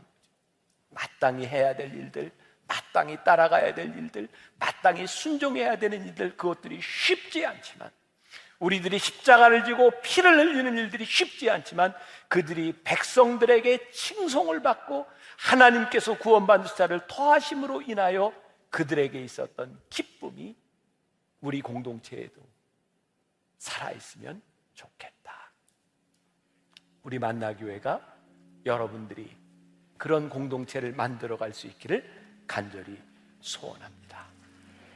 우리 교회에 예배드리는 모습을 바라보면 이 세상이 awesome God, 와, 저기에는 하나님이 계셔, 하나님이 살아계셔, 그 하나님의 존귀하심을 느낄 수 있는 그런 공동체가 되는 것, 우리 그런 공동체를 꿈꾸며 이곳에서 함께 신앙생활하는 여러분들이 되시기를 주님의 이름으로 간절히 축원합니다. 우리 함께 부르고 싶은 찬송가가 있습니다. 사랑하는 주님 앞에. 하나님, 우리가 꿈꾸는 교회 공동체가 있습니다. 오로지 기도에 힘쓰며 함께 떡을 나누었던 초대교회 공동체, 그들은 하나님 말씀에 사도들의 가르침에 헌신되었을 때 그런 삶을, 그런 인생을 살아갔습니다. 우리가 이 세상에 속하여 있지만 이 세상과 같지 않은 삶을 살아갈 때 이 세상 사람들이 우리를 바라보며 두려워하고 이 백성들이 우리를 향하여 칭송할 때 하나님께서 이 공동체에 구원받는 숫자를 더하신다 말씀하셨습니다. 그런 공동체, 그런 교회 꿈꾸며 이 땅 위에 하나님 보시기에 아름답고 복된 공동체를 꿈꾸며 나아가게 하여 주옵소서. 지금은 우리 주 예수 그리스도의 은혜와 하나님 아버지의 무한하신 사랑과 성령의 인도하심이 주님 앞에 복된 공동체를 꿈꾸며 나아가는 당신의 사랑하는 모든 백성들 위해 지금부터 영원까지 함께 하시기를 간절히 축원하옵나이다. 아멘. 오늘 우리에게 주시는 하나님의 말씀은 고린도후서 12장 7절에서 10절입니다. 여러 계시를 받은 것이 지극히 크므로 너무 자만하지 않게 하시려고 내 육체의 가시 곧 사탄의 사자를 주셨으니 이는 나를 쳐서 너무 자만하지 않게 하려 하심이라. 이것이 내게서 떠나가게 하기 위하여 내가 3번 주께 간구하였더니 나에게 이르시기를 내 은혜가 내게 족하도다. 이는 내 능력이 약한 데서 온전하여 짐이라 하신지라. 그러므로 도리어 크게 기뻐함으로 나의 여러 약한 것들에 대하여 자랑하리니 이는 그리스도의 능력이 내게 머물게 하려 함이라. 그러므로 내가 그리스도를 위하여 약한 것들과 능력과 궁핍과 박해와 곤고를 기뻐하노니 이는 내가 약한 그때의 강함이라. 이는 살아계신 하나님의 말씀입니다. 저에게는 장모님이기도 하신 원로 사모님이 언젠가 갈치를 사러 저하고 시장에 가자고 하신 적이 있습니다. 그래서 간만에 큰맘 먹고 사시겠다고 하는 갈치를 제가 운전과 운반까지 해드렸습니다. 그래서 저녁에 갈치 반찬이 나왔습니다. 정말 맛있고 좋았습니다. 여기까지는. 근데 그 다음에 뒤늦게 들어온 담임 목사님한테 갈치를 주시는데 제가 먹었던 것보다 더 가운데 토막에 두툼하고 큰 갈치를 내주시는 겁니다. 제가 지금 그 심정으로 이 자리에 섰습니다. 지지난주에 담임 목사님은 힘드실 것 같아서 원로 사모님이 배려를 해주셨다고 하시는데 저는 1년 전에 이미 약속한 목사님께서 갑자기 펑크를 내시는 바람에 이 자리에 섰습니다. 이게 아들과 사위의 차이입니다. 여기 계신 사위 여러분 힘내시기 바랍니다. 오늘 복날입니다. 장모님들께 씨암탉 꼭 잡아달라고 하셔서 맛있게 드시고 올 여름을 아들보다 더 건강하게 날 수 있도록 축원합니다. 사위 안 계세요? 대부분 사위실 텐데. 지난주에 오대식 목사님은 당신께서 가르치는 은사가 있다 이렇게 말씀을 하셨는데 저에게도 은사가 한 가지가 있습니다. 땜빵. 저는 제가 가지고 있는 땜빵의 은사를 잘 활용해서 오늘 여러분들과 함께 즐겁게 그리고 은혜스러운 말씀을 나누도록 하겠습니다. 몇 주 동안 담임 목사님과 오대식 목사님 말씀을 통해서 성령이 뭐다, 성령의 본질은 뭐고 성령은 우리들에게 어떤 은혜를 끼치고 있는지를 잘 들었습니다. 말씀을 저도 준비하기 시작했습니다. 책도 보고 성경책도 읽고. 그런데 성령이라는 주제가 되게 힘든 거예요. 지난주 오대식 목사님도 저하고 얘기를 나눈 중에 그런 얘기를 하시더라고요. 성령이 주제만 아니면 당신이 만나기에 기쁘게 왔을 텐데 성령이 주제인 바람에 되게 무거운 발걸음으로 만나기를 오셨다. 저도 막상 설교를 준비하다 보니까 너무 힘들었어요. 그러다가 내가 어떤 자료나 어떤 것들을 가지고 설교를 준비하기보다는 오히려 묵상을 하자. 묵상을 시작하면서 제 머릿속에 맨 먼저 들었던 게 뭐였냐면 도대체 나에겐 성령이 뭐였나? 성령은 나에게 어떻게 임했었나? 성령이 임했을 때 나는 무엇을 느꼈었나? 제가 묵상 끝에 내린 해답은 은혜였습니다. 성령님은 은혜구나. 은혜는 하나님께서 주신 게 은혜입니다. 그리고 예수님께서는 본질 그 자체가 은혜입니다. 성령님께서는 그 은혜를 가장 확실히 우리들이 깨닫게 해주시는 분이 바로 성령님이십니다. 저에게 성령의 임재가 가장 강하고 확실하게 나타났을 때 했던 게 하나님 은혜 내려주셔서 감사합니다라는 고백이었습니다. 너무나 크고 너무나 놀라운데 어떻게 표현할 수가 없는 게 바로 은혜입니다. 목이 메고요, 가슴이 울컥하고 이유 없이 평안을 느꼈던 그 은혜 이야기를 오늘 여러분과 함께 나눠보려고 합니다. 특별히 3명의 여성 그리고 2명의 남성을 통해서 은혜 이야기를 풀어나가도록 하겠습니다. 오늘 설교는 논리적이거나 귀에 쏙쏙 들어오는 그런 설교는 아닐 겁니다. 사실 은혜는 논리에 맞지 않고요, 이해하는 것조차 불가능하기 때문입니다. 은혜는 불공평하고 은혜는 계산이 안 되며 은혜는 설명할 수도 없습니다. 그렇기 때문에 성령이 아니고서는 도저히 납득할 수도 깨달을 수도 없는 것이 바로 은혜입니다. 이 시간 말씀을 전하는 저나 말씀을 듣는 여러분 모두에게 성령님의 강한 임재를 통해서 은혜를 느끼는 시간이 되기를 주님의 이름으로 축원합니다. 먼저 첫 번째 여성입니다. 이 여성은 당시에 태어났던 그런 일반 여자들과 별반 차이가 없었습니다. 교육받을 가치도 없었고 하나의 인격으로 존중받을 이유도 없는 그런 여자아이로 태어났습니다. 학교도 제대로 다니지 못했고요. 20살이 되자 본인의 의지와는 관계없이 시집을 갔습니다. 남편은 서울에서 대학을 다니고 있었고 그 여인은 홀로 시댁에 남아서 끝없는 가사 노동을 담당하는 한 명의 일꾼에 불과했습니다. 엄동설안에 남편 없이 첫 아이를 낳았는데 방에 불조차 떼는 것이 허락되지 않아서 남편 없이 출산했던 첫 아이를 잃고 말았습니다. 죽은 아이를 끌어안고 우는 것밖에 할 수 없었던 게 그 여인의 사정이었습니다. 남편이 대학을 졸업하고 지옥 같은 시집살이를 벗어났습니다. 그런데 이번에는 지독한 가난이 그 여인을 옥죄어 왔습니다. 먹을 것이 없어 뒷산에 가서 나무를 캐다 독사에 물려 죽을 뻔도 했고요. 끼니를 잊지 못해 굶고 있는 자녀들을 위해서 친정에 가서 쌀을 구해 먹이기도 했습니다. 어느 날은 꼭 쌀밥을 해달라고 하는 아이가 집을 나가자마자 그네를 타다 사고로 일어서 쌀밥을 제대로 먹이지도 못한 채 황망하게 떠나보내는 그런 일까지 있었습니다. 시간이 지나고 세월이 가면서 새끼 발 먹을 만 하고 따뜻한 방에서 잠을 잘 수 있게 되었지만 사람들이 억울한 누명을 씌우고 뭐라고 해도 그저 묵묵히 참기만 하면서 이런저런 병이 들어 병치레로 나날을 보냈습니다. 마음 편히 떠들 수 있는 친구 한 명이 없었고 돈 버는 일, 가족을 돌보는 데는 관심이 없었던 남편 덕에 평생 편하게 발을 내딛고 쉴 집조차 갖지 못했습니다. 못 배우고 못난 외모 때문에 사람들 앞에 나서는 것도 주저했습니다. 늘 바쁘다는 이유로 함께하지 않았던 남편은 뇌졸중으로 일찍 은퇴를 하고 그나마 몇 해 되지 않아 황망하게 세상을 떠났습니다. 그리고 몇 년 후 그 여인은 치매와 파킨슨 병을 앓았고 몇 년간의 투병 생활 끝에 얼마 전 세상을 떠났습니다. 참 세상에 이러한 기구한 운명이 있을까 싶은 이 여인은 생전에 저에게 이런 말씀을 하셨습니다.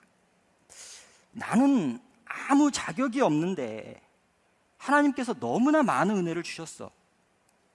나처럼 하나님의 은혜를 많이 받은 사람도 없을 거야. 내 평생 받은 그 은혜는 아무리 감사해도 아무리 고백해도 갚을 길이 없는데 어떡하나. 심지어 그 여인은 말하는 것조차 잃어버려 의사 표현을 못하는 상황에서도 마지막 몇 달 찬송만 옆에서 불러드리면 있는 힘껏 찬송을 따라했습니다. 그리고는 마지막 하나님 나라에 얼른 가고 싶다는 말대로 본인이 봉헌한 기도실에서 많은 사람들의 축복 속에 이 세상을 떠나게 되었습니다. 그 여인의 장례 기간 동안 남은 자녀들과 함께한 사람들은 그 여인과 함께하신 하나님의 은혜를 깊이 느낄 수 있었습니다. 그 여인은 바로 이분이십니다. 저는 장모님을 떠나보내고 하나님의 은혜 가운데 사셨다는 그분의 일생을 떠올려 봤습니다. 가난, 고통, 학력과 외모 컴플렉스, 사랑하는 자녀와 남편과의 사별, 그리고 질병 가운데서 끝까지 고백한 그 하나님의 은혜가 뭘까?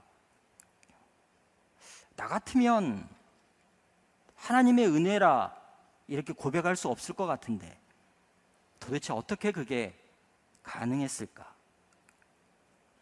이제 두 번째 여인입니다. 필립 얀시의 놀라운 하나님의 은혜라는 책에 소개된 이야기입니다. 덴마크의 가난한 어촌에 결혼하지 않고 오직 하나님께 헌신하는 목사의 두 딸이 있었습니다. 어느 날 아버지가 떠나고 교회를 지키고 있었는데 두 자매 집 앞에 한 여인이 쓰러져 있습니다. 그녀의 이름은 바베트였는데 프랑스 내전을 통해서 모든 가족을 다 잃은 상태에서 종의 손에 이 바베트는 요리를 할 줄 압니다 라는 이 쪽지 하나 들고 이 어촌에 무릎 꿇고 누워 있었습니다. 두 자매의 형편이 별로 그렇게 넉넉하지 않았지만 너무나 딱한 그녀를 외면할 수가 없어서 12년이라는 기간 동안 함께 생활을 하게 되었습니다. 바베트는 너무나 부지런했고 너무나 상냥해서 썰렁하기만 했던 이 어촌이 바베트 여인 하나만으로 해서 활기가 차게 되었고 너무나 행복한 삶을 누리게 되었습니다. 어느 날 이 여인 바베트에게 편지 한 통이 도착합니다. 바베트는 매년 친구를 통해서 복권을 사고 있었는데 복권에 당첨이 돼서 1만 프랑을 당첨금으로 받게 됐다는 그런 편지였습니다. 두 자매도 그 소식을 듣게 됐고 바베트를 축하했습니다. 하지만 한편 바베트가 이제 1만 프랑을 받았으니까 우리 집을 떠나서 다시금 본인이 살던 곳으로 돌아가겠구나 라는 슬픈 마음이 교차한 상태였습니다. 그때 마침 두 자매의 목사의 아버님 100주년 생신 기념 그런 시간이 다가왔습니다. 음식을 잘 차려서 교회에 있는 식구들과 함께 나눠야 되겠다 그렇게 생각하고 있던 차에 바베트가 이 두 자매를 찾아옵니다. 그리고 이렇게 부탁을 합니다. 제가 12년 동안 살면서 단 한 번의 부탁도 안 했는데 이번에는 제가 부탁을 한 가지 해도 될까요? 목사님 아버님의 100주년 생신 기념을 제가 준비해도 되겠습니까? 이 두 자매는 내키지 않았지만 그러라고 했습니다. 프랑스에서 돈이 오자 바베트는 만찬 준비를 위해 며칠 집을 비웠습니다. 그리고 이내 선착장에 수많은 음식과 수많은 기구들이 도착을 합니다. 이 모습을 보던 동네 10명 남짓한 노인네들이 이 모습을 보고 나서 저게 뭘까? 쟤는 도대체 뭘 하려고 하지? 이렇게 걱정스러운 눈으로 쳐다보기 시작했습니다. 몇 날 며칠을 음식을 준비하고 드디어 만찬의 시간이 다가왔습니다. 그 만찬에 참석했던 2명의 자매들과 사람들은 들어가기 전에 우리가 이 음식에 대해 평가는 하지 말자.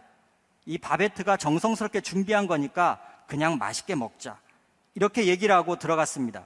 그런데 유독 나이 든 어머니를 부축하기 위해 한 명의 장군이 있었는데 그 장군은 바베트가 준비한 이 음식을 보자마자 입을 다물 수가 없었습니다.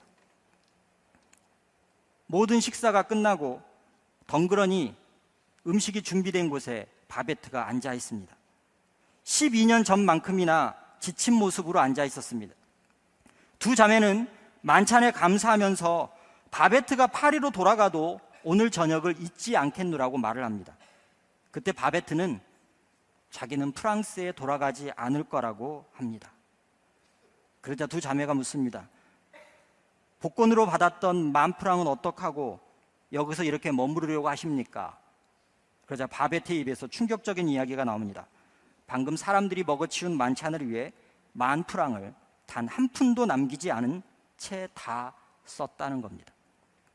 그제서야 이 자매와 동네 사람들은 만찬 말미에 나이 든 어머님을 모시고 왔던 로벤 헬름이라는 장군의 이야기가 생각났습니다. 장군이 이렇게 얘기합니다. 우리는 하나님의 은혜를 추상적이고 우리의 일상에서 발견할 수 없는 것이라고 생각했습니다. 인간 자체가 유한하고 제한된 시각을 갖고 있기 때문에 하나님의 은혜 역시도 그 안에서 이해하는 것이지요. 그 무한한 은혜를 깨닫기 위해서는 우리의 유한한 눈이 열려야 합니다. 친애하는 여러분, 은혜가 요구하는 것은 아무것도 없습니다. 믿음으로 기다리다 감사로 인정하면 그뿐입니다. 믿음으로 기다리다 감사로 인정하면 그뿐입니다. 어촌 마을에서 매주 은혜에 대한 설교를 들었으면서도 경건과 금욕으로 아무리 힘써도 느끼지 못했던 그 은혜가 외국에서 온 여성 바베트의 만찬을 통해서 마을 사람들에게 전해진 겁니다. 이제 첫 번째 남자, 오늘의 주인공 바울입니다. 오늘 본문 앞에는 삼층천을 경험하고 하나님으로부터 환상과 계시를 받은 바울의 이야기가 나옵니다. 그 누구도 경험할 수 없는 엄청난 은혜를 바울은 입었습니다. 그리고 그 어디에 내놓아도 자랑스러워할 만한 그러한 은혜의 체험이었습니다. 그런데 7절에서 바울은 환상을 보고 계시를 받은 것이 지극히 크기 때문에 교만하지 않기 위해 하나님께서 나에게 가시를 주셨다고 고백합니다. 이 가시가 너무나 고통스러워서 떠나가게 해달라고 3번이나 구했지만 결국 그가 주님께 받은 응답은 내 은혜가 너에게 족하다였습니다.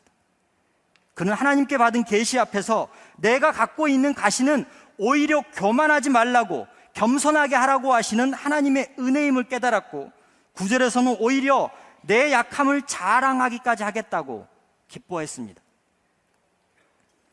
우리들은, 저나 여러분들은 그저 내 문제, 나의 고통이 너무 커서 이것이 해결되고 없어지는 것이 하나님의 은혜라고 믿으며 그렇게 간구합니다. 하나님, 이 가시를 좀 없애주세요. 물론 그 가시를 하나님께서 제거해 주실 때도 있습니다. 그런데 더 큰 은혜의 고백은 그 가시를 통해 하나님의 은혜가, 하나님의 능력이 나타남을 인정하는 것입니다. 또한 우리들은 내 힘과 내 능력으로 무언가를 성취해야 한다고 믿습니다. 그래서 하나님께 저에게 힘을 주세요, 능력을 주세요, 무엇을 할 수 있는 무언가를 저에게 주세요 라고 고백하고 그게 이루어지면 은혜라고 믿습니다. 그런데 바울의 고백이 뭡니까? 내가 약할 때 비로소 온전해지고, 내가 약할 때 그리스도의 능력이 내게 머물고, 내가 약할 때 은혜를 누린다는 것입니다. 내가 약할 때가 가장 강하다는 이 은혜의 역설은 체험하지 않은 사람은 알 수가 없습니다. 성령님의 도우심이 아니고는 깨닫지 못합니다. 그렇지만 하나님의 주권과 하나님의 능력을 인정하면 은혜가 임할 때 나의 믿음이 강함으로, 나의 약함이 강함으로 될 수 있음을 믿게 됩니다. 이제 두 번째 남자입니다. 신약에 바울이 있다면 구약에는 다윗이 있습니다. 먼저 시편 13편을 저와 여러분들이 한 절씩 교독하겠습니다. 시편 13편입니다. 여호와여, 어느 때까지니이까? 나를 영원히 잊으시나이까? 주의 얼굴을 나에게서 어느 때까지 숨기시겠나이까?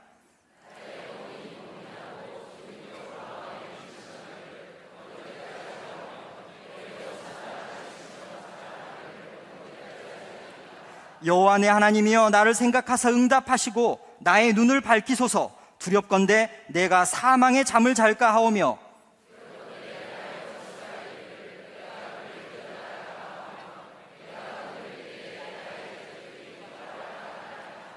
나는 오직 주의 사랑을 의지하여 싸우니 나의 마음은 주의 구원을 기뻐하리이다.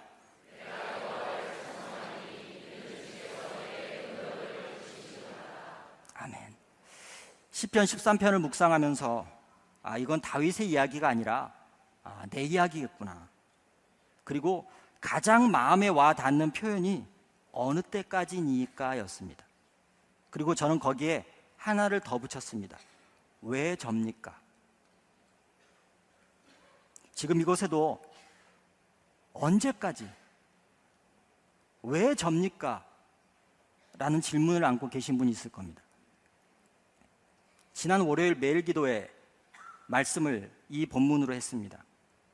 말씀을 마치고 안수기도를 하는데 어떤 나이 지긋하신 어머님이, 보통은 안수기도를 할 때 그냥 머리에 손을 얹고 제가 받은 말씀으로 안수기도를 하는데, 그날 그분은 저에게 당신의 기도 제목을 알려주셨어요.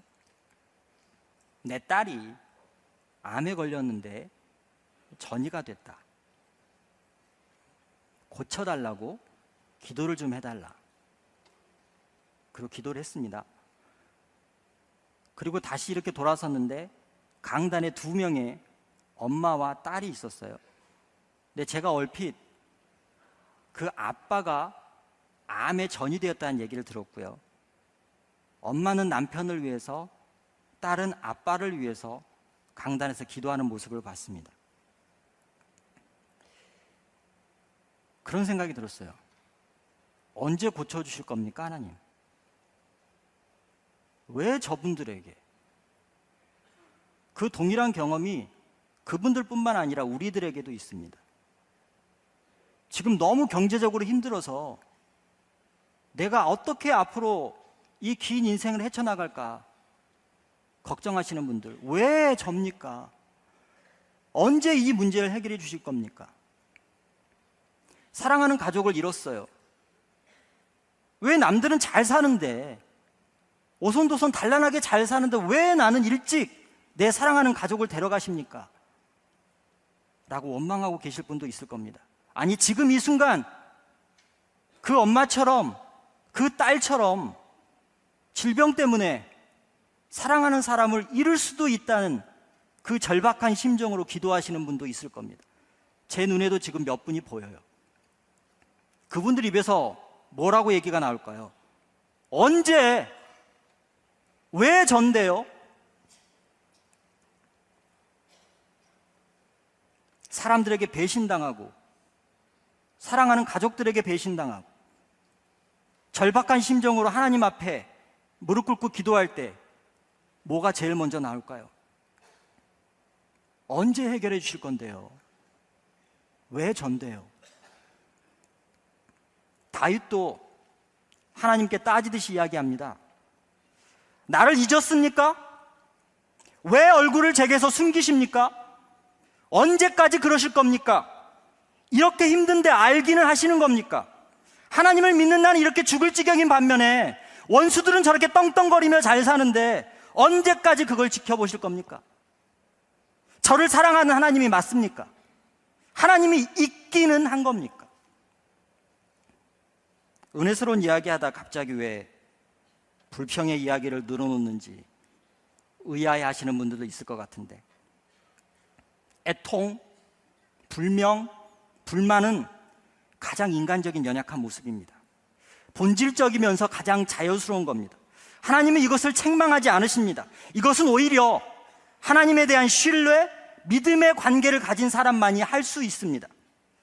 탄식에는 원망과 불평뿐만 아니라 이미 그 안에 소망이 있기 때문입니다. 다윗 이전에 제가 3명의 사람에 대해서 얘기를 했습니다. 참 은혜스럽습니다. 그런데 나 같은 보통 사람들과는 좀 동떨어져 있다는 생각이 들지 않으셨습니까? 나 같으면 저 상황에서 저렇게 안 해. 나 같으면 불평불만하지, 하나님의 은혜가 너무나 커서 내가 어떻게 갚을 길이 없다 이렇게 고백하지 않을 거야. 나가 이렇게 힘들게 2 자매 밑에서 일하는데 복권 10,000프랑? 아유, 그거 가지고 이제 잘 먹고 잘 사면 되는데. 바울, 모든 곳을 다니면서 내가 하나님께 받은 그 은혜, 3층 천에 올라갔던 그 느낌, 하나님으로부터 환상과 계시를 떠벌리면서 기쁘게 살아갈 겁니다. 그런데 그 사람들은 그렇지 않았던 것 같아요. 그래서 초라해지기 짝이 없습니다. 근데 여러분 다시 한번 생각해 보세요. 저희 장모님 기도로 가장 많이 뭐 하셨는지 아세요? 신세 한탄하셨습니다. 기도 가운데 가장 많은 부분이 뭐였냐면 신세 한탄이었어요. 갓 태어난 제 아내를 놔두고 하도 답답해서 기도원 가셨다는 이야기를 들었습니다. 태어난 지 얼마 되지 않은 아이를 사촌 남동생에게 맡기고 기도를 가셨어요. 너무 신세가 답답해서. 여러분 같으면 올라가셔서 뭘 기도하실까요? 아, 하나님 감사해요, 제 은혜가 제게 좋게요, 이렇게 기도했을까요? 아니면 올라가자마자 가슴을 쥐어뜯고 울부짖으면서 하나님 어느 때까지입니까? 왜 접니까? 라고 기도했을까요? 2번째입니다. 왜 저한테? 바베트가 프랑스 내전에서 자신의 사랑하는 가족을 다 잃고도 과연 기뻐했을까요? 바울이 자기 안에 있는 가시를 없애달라고 하나님 앞에, 하나님 저 가시 있어요, 좀 없애주시겠어요? 이렇게 기도했을까요? 아니면 3번 간구를 했다는데 이 가시 저에게서 좀 없애주세요, 그러면 제가 하나님 일을 더 잘할 수 있는데 라고 울부짖으며 가슴을 쥐어 뜯으며 기도를 했을까요? 제가 왜 이 불평과 불만에 대해서 말씀을 드리냐면, 은혜를 누리려면, 하나님의 은혜를 깨달으려면 그만한 대가가 필요한데, 그만한 대가가 뭐냐면 내가 가지고 있는 모든 것들을 다 하나님 앞에 내어놓을 수 있는 믿음의 사람이어야 가능한 겁니다. 아주 고상하게 하나님 믿을 수 없어요. 내가 지금 미쳐 죽을 것 같은데 그 상황 가운데서도 웃으며 하나님께 기도하는 건 가식입니다.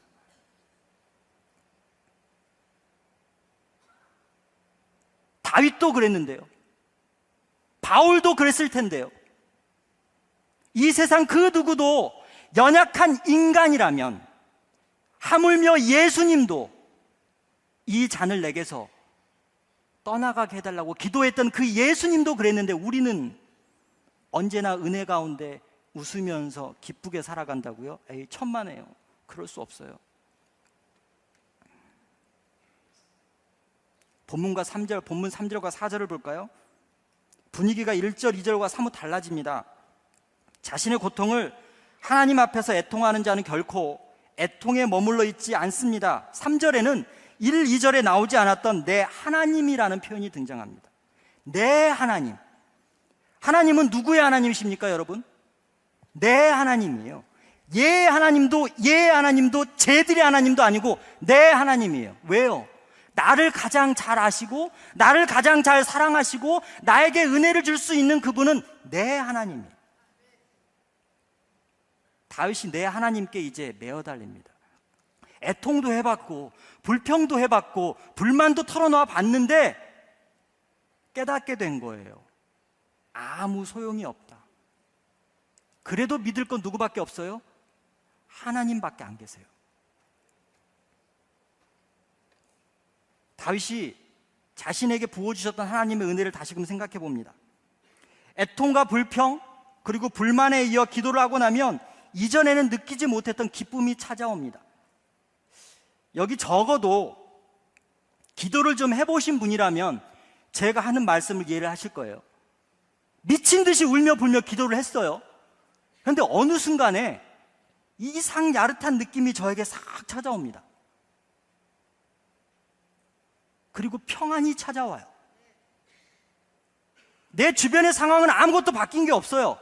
경제적인 문제가 해결되지도 않았고, 질병을 겪고 있는 사랑하는 사람이 해결을 받은 것도 아니고, 죽었던 사람이 살아나는 것도 아니고, 나를 배신했던 사람이 다시금 나를 믿어주는 것도 아닌데, 애통해하고 불평을 털어놓고 불만을 내놓고 하나님 앞에 기도로 메어 달렸더니 어느 순간에 세상에 알 수 없고 세상이 줄 수 없는 평안이 나에게 차분히 찾아옵니다. 그게 신앙의 신비입니다. 그게 은혜입니다. 축복과는 다른 은혜입니다. 그 은혜 느껴보셨어요? 다윗은 그 은혜를 느껴봤기 때문에 시편 13편 1절과 2절에서 그렇게 하나님께 원망하고 불평했지만 어느 순간 하나님께 메어 달리기 시작했고, 하나님, 내 하나님이라고 고백을 합니다. 이전에도 이랬었는데 그때도 하나님은 나를 버리지 않으셨고 나를 품어주셨고 은혜를 주셨고 견디게 하셨고 결국은 승리하게 하셨지. 과거의 경험을 통해서 또다시 일어설 수 있는 힘과 용기가 생깁니다. 이게 저는 은혜라고 믿습니다.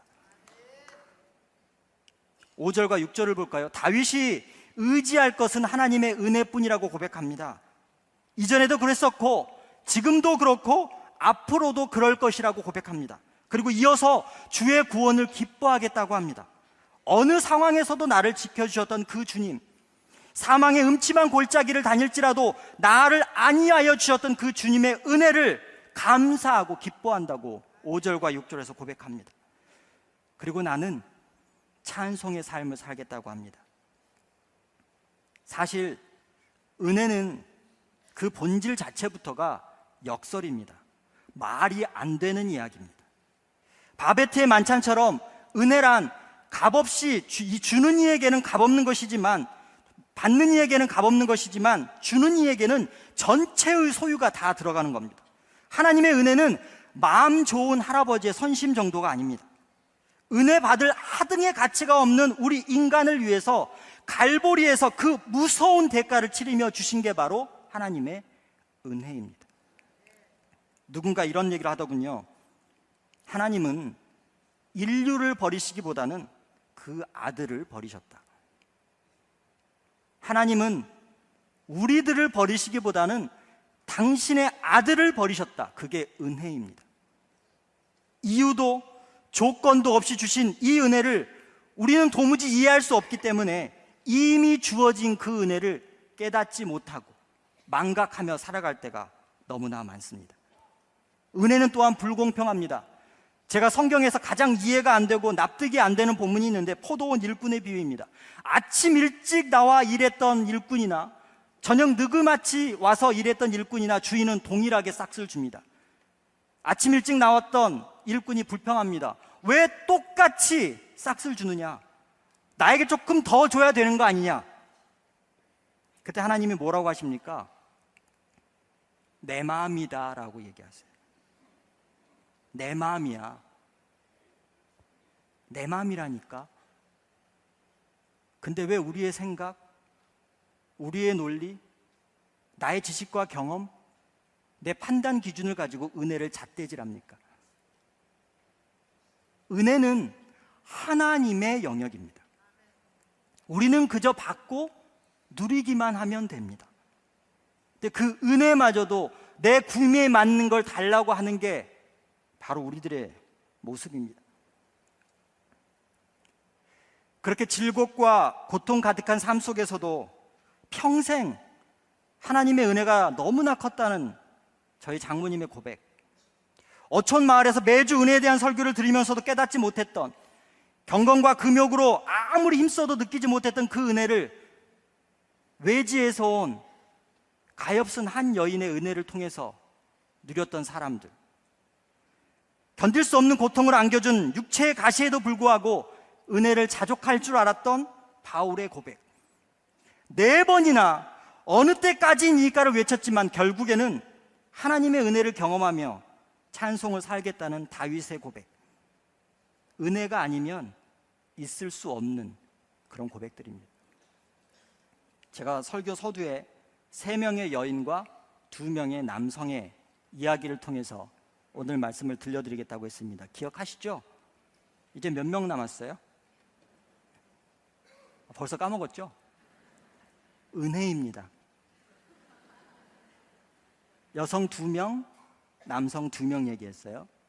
이제 1명의 여인만 남아 있습니다. 저는 오늘 여러분과 오래된 영상 하나를 함께 보려고 합니다. 이 영상은 1988년 6월 11일 남아프리카 공화국의 넬슨 만델라의 70세 생일을 기념하기 위해서, 그리고 그의 석방을 촉구하기 위해서 7만 2천 명이나 되는 어마어마한 사람들이 영국에 있는 웸블리 스타디움에서 열렸던 락 콘서트 영상입니다. 당시에 유명했던 사람들이 다 나왔습니다. 에릭 클랩튼, 스티비 원더, 다이어 스트레이츠, 더 많은데 여러분들이 모르실까봐 그만하겠습니다. 12시간을 공연을 했습니다. 그리고 12시간 대단원의 막을 내릴 즈음에 무슨 이유에서인지 이 제작진이 미국의 흑인 여성 오페라 가수 제시 놀먼을 마지막 순서로 짜 놓았습니다. 이윽고 놀먼이 노래할 차례가 되었습니다. 아프리카 전통 의상을 입은 흑인 여가수가 무대에 등장을 합니다. 이전에 화려한 조명이나 파괴력 있는 반주도 없이 단지 조명 하나만이 제시를 비출 뿐입니다. 유명하고 화려한 록밴드들의 음악을 잠재운 제시 놀먼의 무반주 노래, 세상이 만든 가치나 꾸며낸 장식도 없이 은혜 하나로 모든 것을 잠재운 그것 하나로 족한 은혜를 여러분들과 함께 나누겠습니다. God